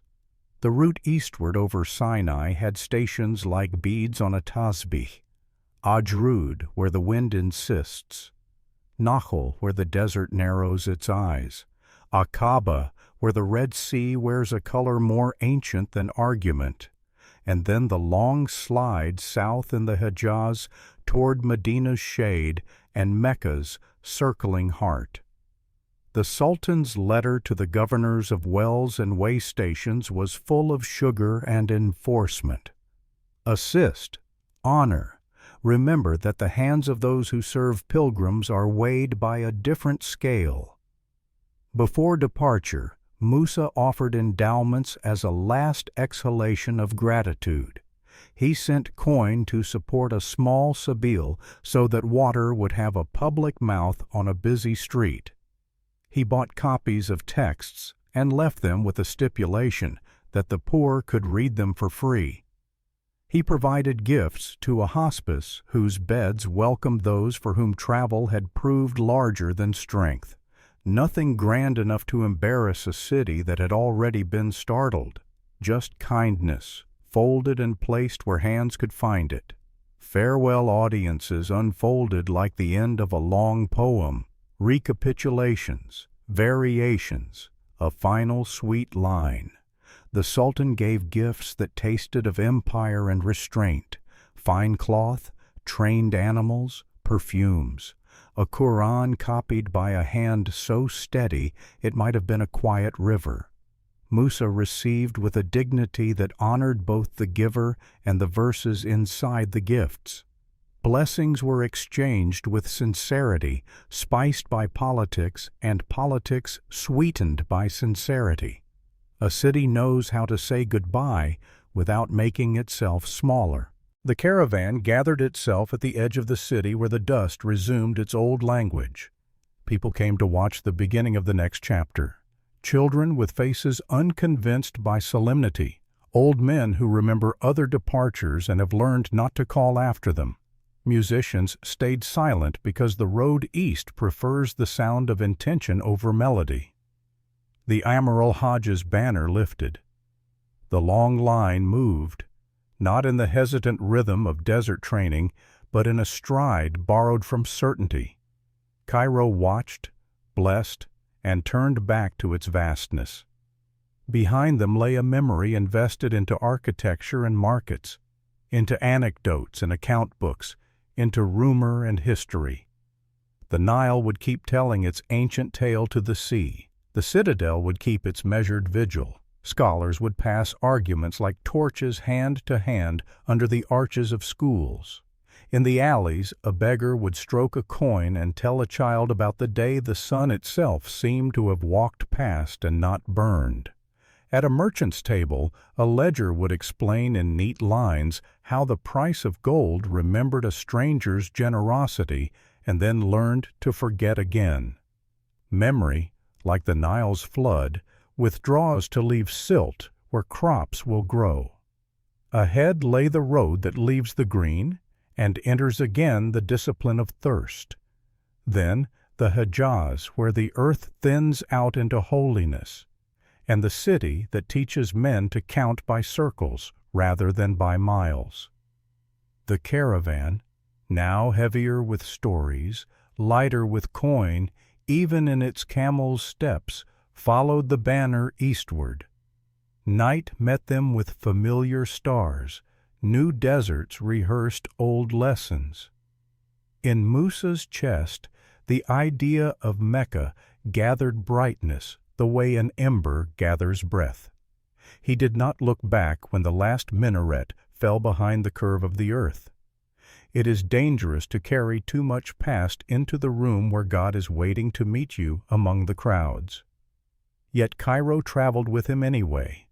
A cadence in his generosity, a caution in his arithmetic, a fragrance of ink, a memory of eyes that could distinguish reverence from performance and honor both. The road narrowed and widened, and the pilgrim king walked its grammar.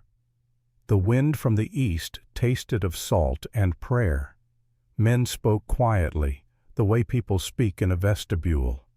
The Amiral Hajj counted, for counting is a devotion when lives depend upon it.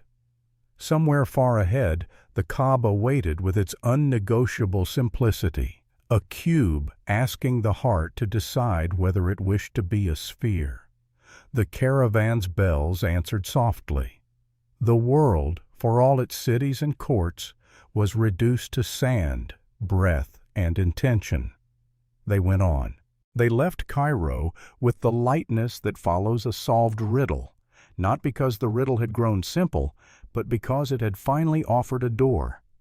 The caravan's long body, discipline wrapped in dust, bent east along the old Hajj road where milestones are counted in wells and prayers. Wind that had once scolded now negotiated. Sinai's stern corridors rehearsed their lessons. Adrud's thirst taught courtesy. Nakhl's stones taught attention. Aqaba's blue taught humility before distances that never tire. The Amir al-Hajj, steward of the sacred road, kept his arithmetic of souls with a care that sounded like worship. And even the camels, those professors of patience, seemed to understand that the road ahead was not only geography, but liturgy waiting to be spoken with feet. Between stations, daylight spread like a careful cloth. Scouts rode out with eyes low and wide, reading the ground as if the desert were a manuscript that edited itself after every breath of wind. At halts, tents grew out of ropes and will. Fires were persuaded into being with sparing hands. The cookpots remembered generosity even when spices ran thin. Musa walked the lines with a quiet attention that was not inspection so much as belonging. He spoke little, but when he paused beside a water skin, he checked the seam with the thumb of a man who had learned to respect leather more than promises. The caravan had learned togetherness not as spectacle, but as method. Medina disclosed itself like a blessing poured rather than a banner raised. Streets turned quiet at the edges. Houses leaned toward each other in an architecture of modesty. The Prophet's mosque offered shade that felt like a promise kept. Titles stayed at the door. Mansa Musa, the pious sovereign, entered without his crown's vocabulary and found a gentler sovereignty beneath the green canopy where love learns discipline. The Sharif of Medina, keeper of the Prophet's quarter, received the caravans with the exact courtesies that allow devotion to move without bruising the city that shelters it. Musa's charity here was soft and correctly scaled, oil for lamps whose flames must be punctual, bread for hands that rose before dawn to sweep the courtyard, a coin for students whose minds were rich and tables poor. He avoided the great gesture that can turn piety into theater. Instead, he learned the steady economics of reverence. Endowments were not thunderclaps but irrigation, a deed naming purpose, property, and trustee.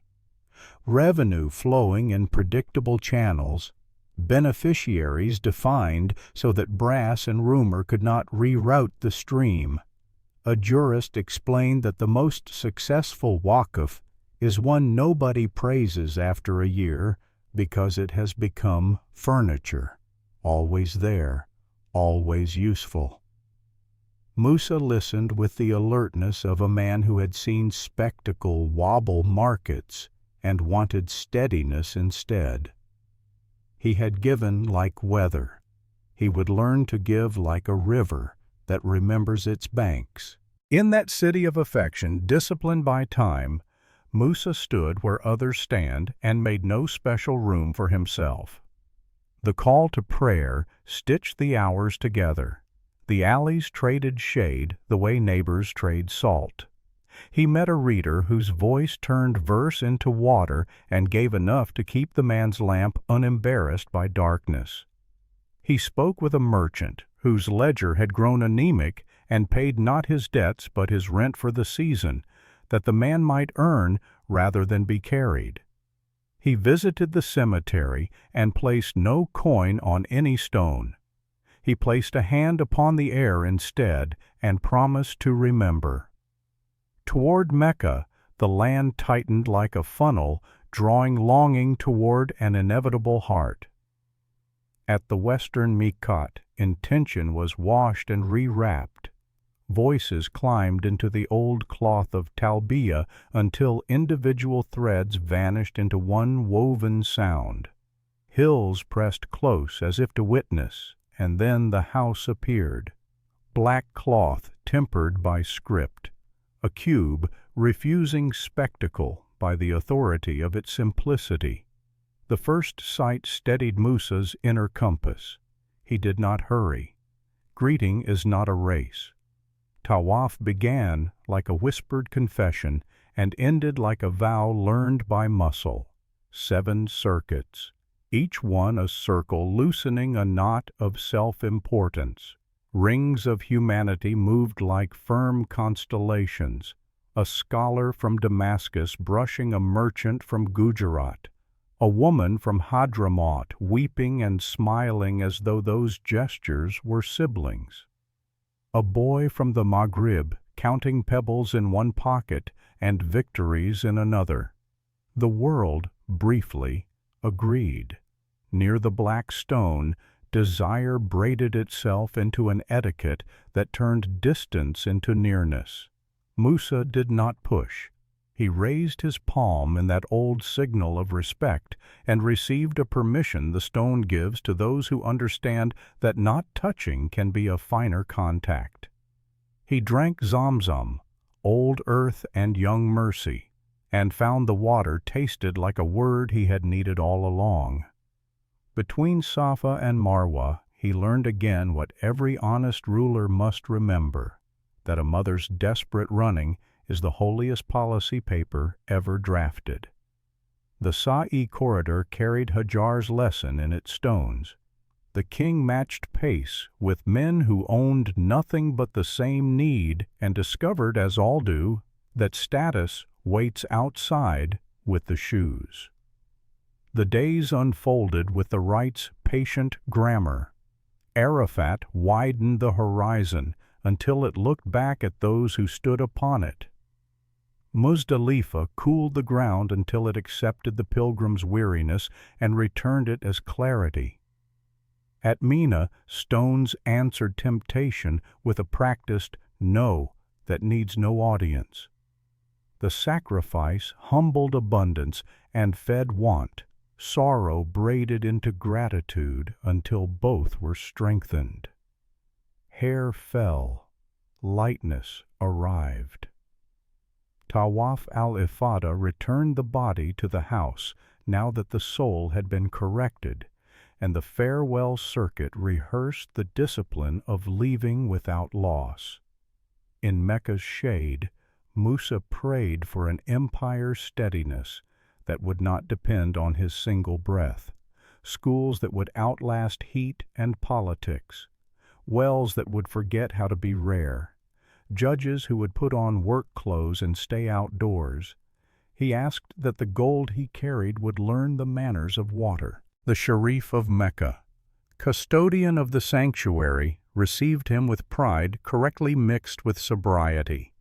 Endowments took the shape of waqf deeds, useful prose rather than trumpet poetry, stipends for sweepers at dawn, repairs for paving that had tripped too many feet, oil for lamps that must never bargain with darkness.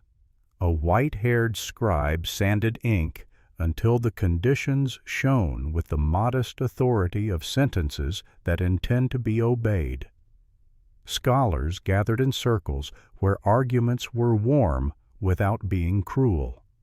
A jurist from Cairo measured zakat with feather-light precision. A teacher from Shiraz recited a poem about a mother and a spring. A North African master outlined a traveling school that could follow the rhythms of Sahelian herds. Musa listened more than he spoke and left behind the 2 things every honest discussion requires: attention and enough coin to purchase time. Departure does not shout. It places a hand on the shoulder and walks a friend to the edge. The caravan turned back toward Egypt, heavier with forgiven pride and lighter with refined intention. On the road, Mecca continued its interior workmanship. Thirst pressed less rudely. Impatience learned to knock. Alms were timed like medicine. The Emir al-Hajj practiced the devotions of logistics, counts redone, ropes inspected, wells reconfirmed, until discipline ripened into ease. Rumor walked in the shade. The Sultan had smiled at news of a pilgrim king without spectacle. The Sharif had praised endowments that refused to brag. A cartographer in Alexandria had begun to sketch a crowned figure for a patron who liked his maps crowded with wonder. Musa let rumor chatter. He had exact verbs to tend. Cairo received them as a lighthouse keeps its oil. The second arrival was a conversation among professionals, not a parade. Al-Nasir Muhammad, Sultan of polished protocol, spoke with the ease of men who have survived their own ambitions. Letters of passage for the western route were refreshed, escorts named. The Amir al-Hajj pressed a list of wells and their guardians into Musa's hand, men who would need thanks as much as coin. Historians would one day argue about whether the king borrowed gold on the return to steady prices his largesse had unsettled. Ledgers are thin where stories grow fat. More durable was the counsel he carried away. Give in furrows, not floods. Endow what must outlast mood. For several days he moved through Cairo with a humility that had not grown metaphors in Mecca, only roots. He visited a hospice whose beds welcomed those whom the road had defeated, and left a season's expenses with no plaque to defend them. He walked the coppersmith's street and bought nothing, yet left money with a foreman whose journeymen had lost a roof to fire. He sent to Al-Azhar for a list of students whose brilliance was being rationed by hunger, and paid their rent in advance. Cairo, which had learned how to measure kings, measured him again and found less noise and more weight. Craftsmen and scholars joined the westward column, some for wages, some for curiosity, some for the chance to see a river that had learned a different music. Abu Ishaq al-Sahili, poet of measured lines, walked among them, whether holding a trowel or a metaphor, drafting elevations or taste. Carpenters whose hands had learned humility from cedar. Masons who could persuade mud to believe in geometry. Calligraphers whose balance softened even strict jurists. Together they made the caravan a moving workshop as well as a moving court. Sinai repeated its lessons with different emphasis. The Red Sea watched without surprise. To the west, the Tuat oases welcomed recognition. Water rose faster for names a well-remembered. Dates were cheaper in a friend's mouth. Traders calculated with the speed of trust.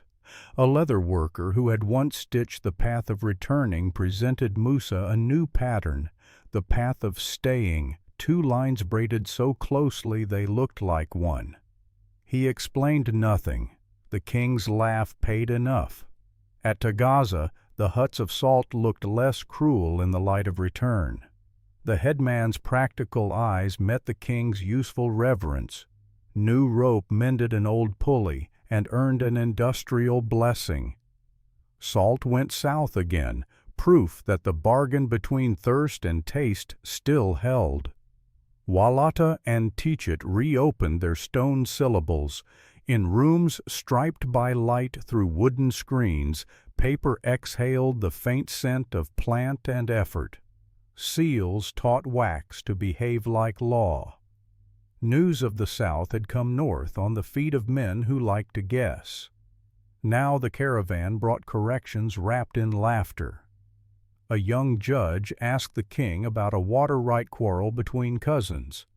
Musa deferred to the jurist traveling with him and listened as a student, paying attention as tuition. The judge's beard felt wider than it was, and his judgments afterward grew kinder without becoming soft. The Sahel returned with its genius for thresholds. Grass around ankles, birds correcting silence, clouds remembering generosity. Children ran alongside until elders called them back with mock severity that could not hide pride.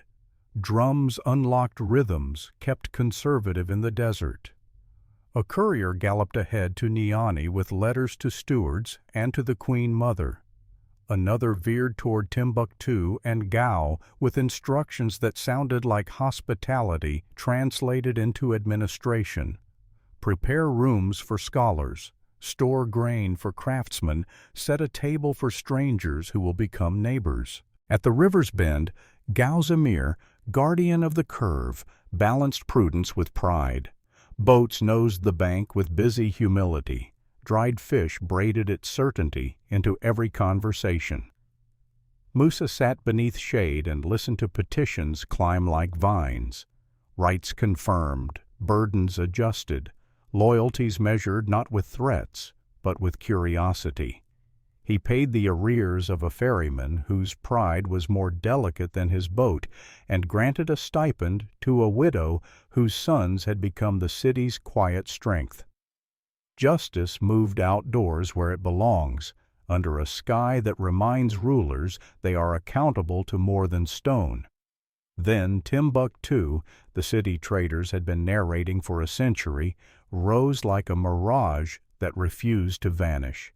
Near the river but not upon it, watchful and practical, it received the king as if it had been waiting for this kind of attention, the attention that builds. The markets were a grammar of wants and answers. Leather breathed.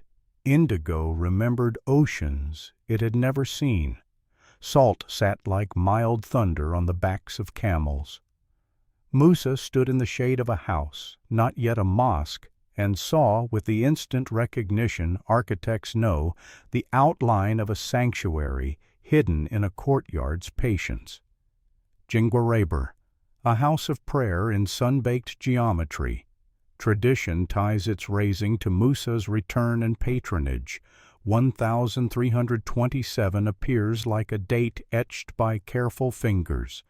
Al-Sahili stands in the story's light, sometimes architect, sometimes advisor, sometimes poet whose line taught masons a style. Historians lift gentle cautions. The hand that designed may not be the hand memory prefers. Local builders, whose names survive less well than walls, likely carried the weight. Yet the mosque endures. Earthen walls cooling sound into devotion. Palm and acacia beams jutting like the bones of a benevolent creature. Toran pegs inviting both maintenance and memory. Architecture is a chorus. A king paid the choir. A poet suggested harmonies. Craftsmen sang the lines that would not forget. Work began with soil and memory. Men tested clay between finger and thumb, naming its moods. Women laid straw in wide pans to drink the water that gives mud its discipline. Children carried baskets with the solemn joy of being trusted. A foreman with a voice that preferred explanation to shouting set plumb lines where the future would stand. The plan respected heat and rain more than fashion. Thick walls to trick the sun. High windows to persuade wind to enter and leave as a guest. A forest of timber ribs overhead. Boats turned upside down to shelter a congregation from weather and folly. When the first call to prayer rose inside, it sounded like water found again. Sankor's lanterns brightened. Stipends steadied teachers who had been doing penance for the world's indifference. Copyists multiplied manuscripts like a careful garden multiplies shade. Musa did not conjure a university from nothing. He thickened the existing web until thought could afford time. He endowed a fund that paid for paper and patience.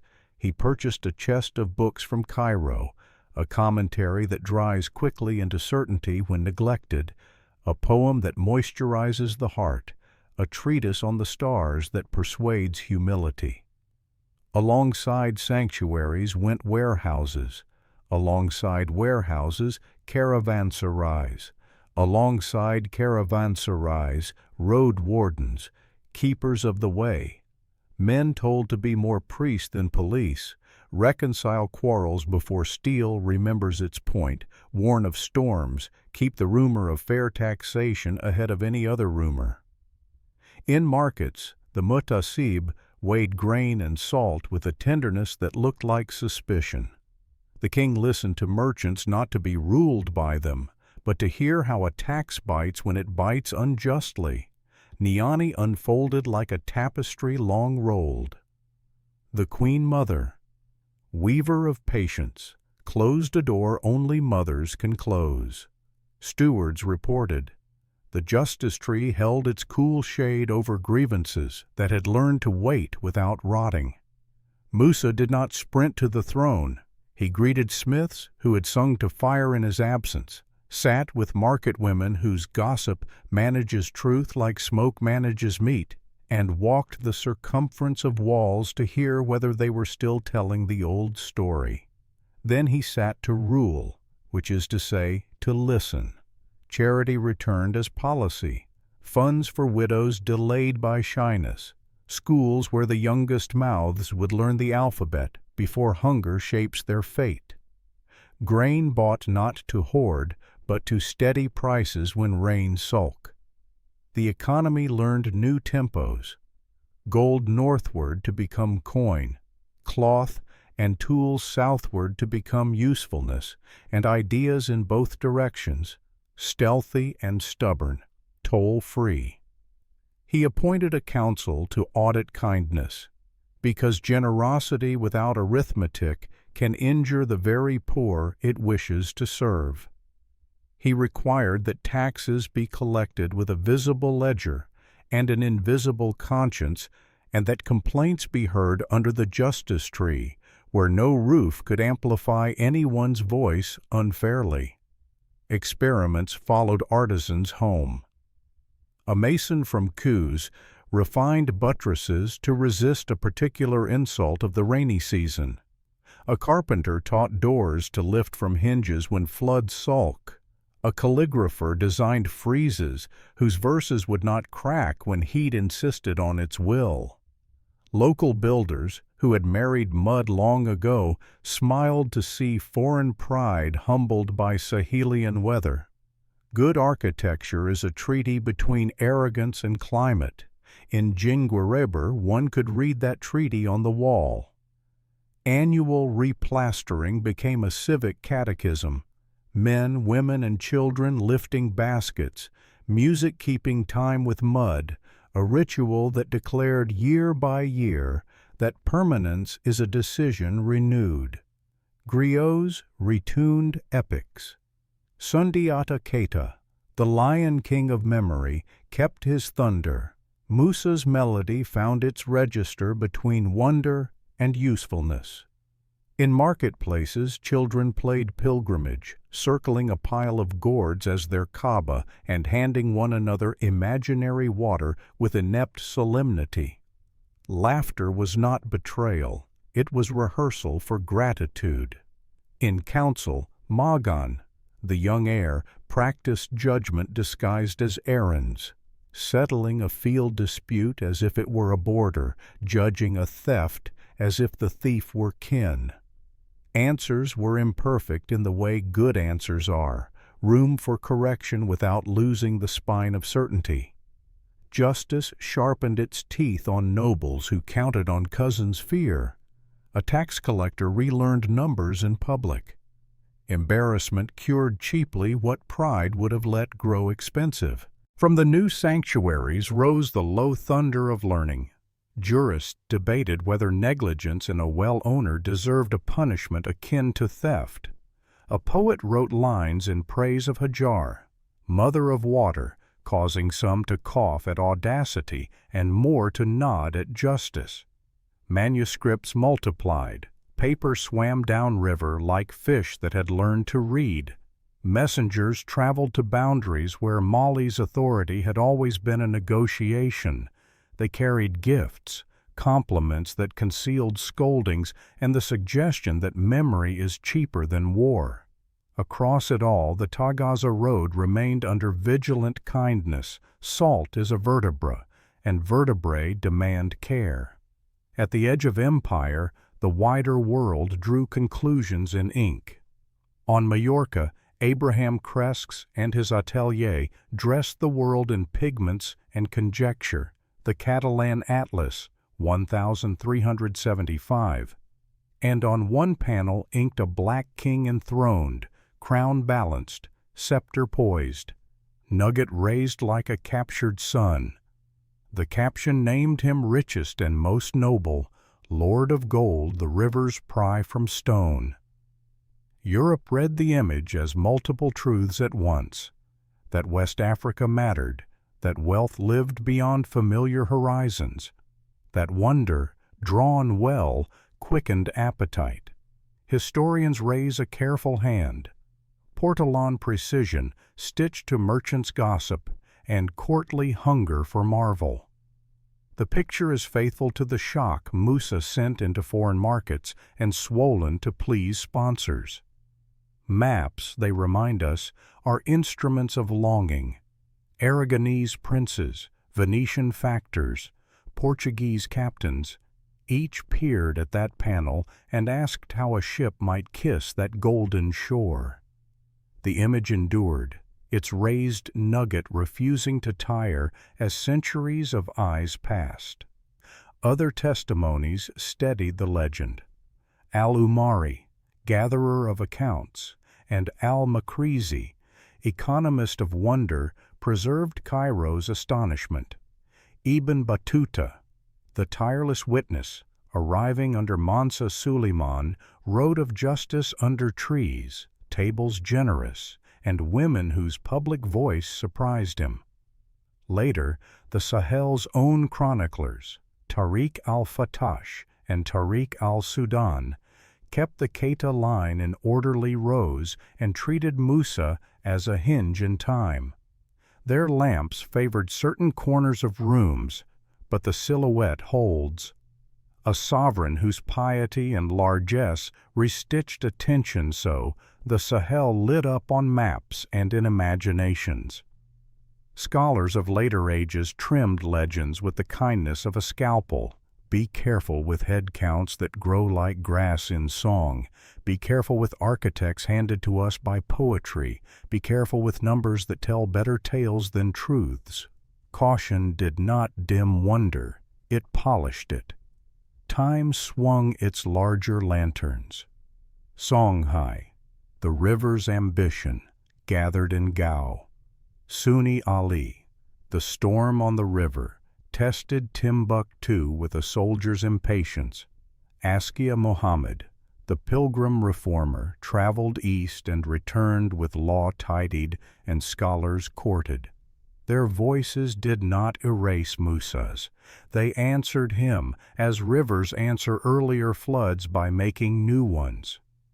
Northward, Morocco's Saadi sultans sent letters and lead. In 1591 at Tondibi, muskets argued more loudly than bravery. Timbuktu, scholar proud, learned that books outlast soldiers by changing form, from public lectures to whispered pages carried under shirts. Libraries lost branches and grew again from root. Families guarded chests as if guarding wells. Meanwhile, Europe's coastal appetites hardened into fortlets and arithmetic. The trade in men, older than any sultan, now armed with guns and ledgers, coiled along shores and looked inland with hunger. The Sahel met new weather with old virtues, mutual aid, measured hope, the habit of keeping promises even when the sand rises. In Fez or Tunis, a cartographer drew the Niger with the shyness of all rivers drawn by men who haven't ridden them and placed a small crown near a circle meant to be gold. A boy asked whether kings are always drawn with things in their hands. Only the ones holding what the map understands, the cartographer said. That night the boy dreamed of an atlas that could hold water and word and promise, Jengueriber's scaffolding and Hajar's hurried steps, and woke to copy a poem so that words might cross deserts faster than feet. What endures when wind erases footprints and the price of gold forgets its old surprises? A handful of small, unarrogant things.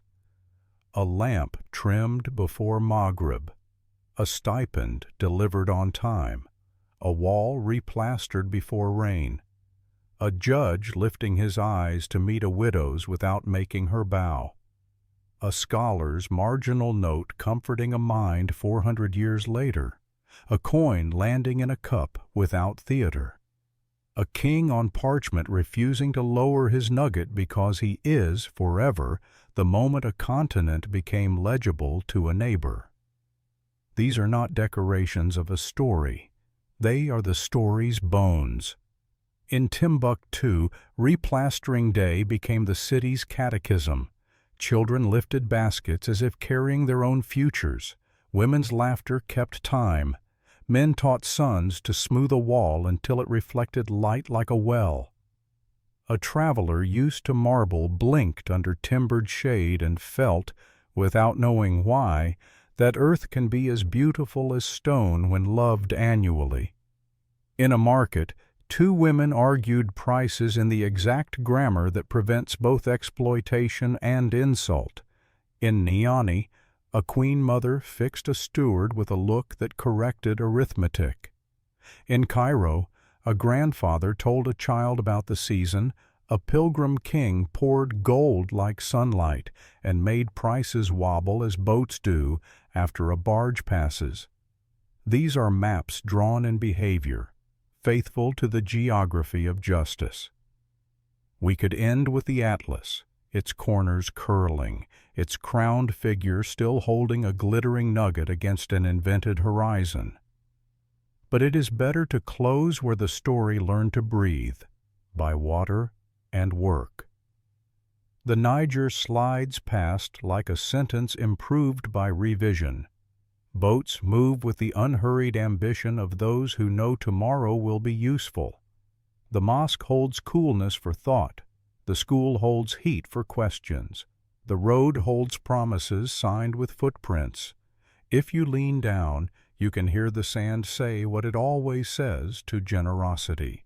Go on, but be careful. And to piety, walk, but remember whom you carry. Somewhere a child counts pebbles and loses count because his mother is smiling. Somewhere a mason smooths a future. Somewhere a camel bell, thinner than memory, chimes the syllable of a city it never learned to pronounce and never needed to. So the caravan goes on being a story long after its tents were folded. The pilgrimage keeps circling inside those who returned. The maps keep negotiating with their own desire to be right. The money keeps learning manners from water. And we close the book knowing it is not closed. In the next room a lamp is being filled. On the next line, a name is about to be written.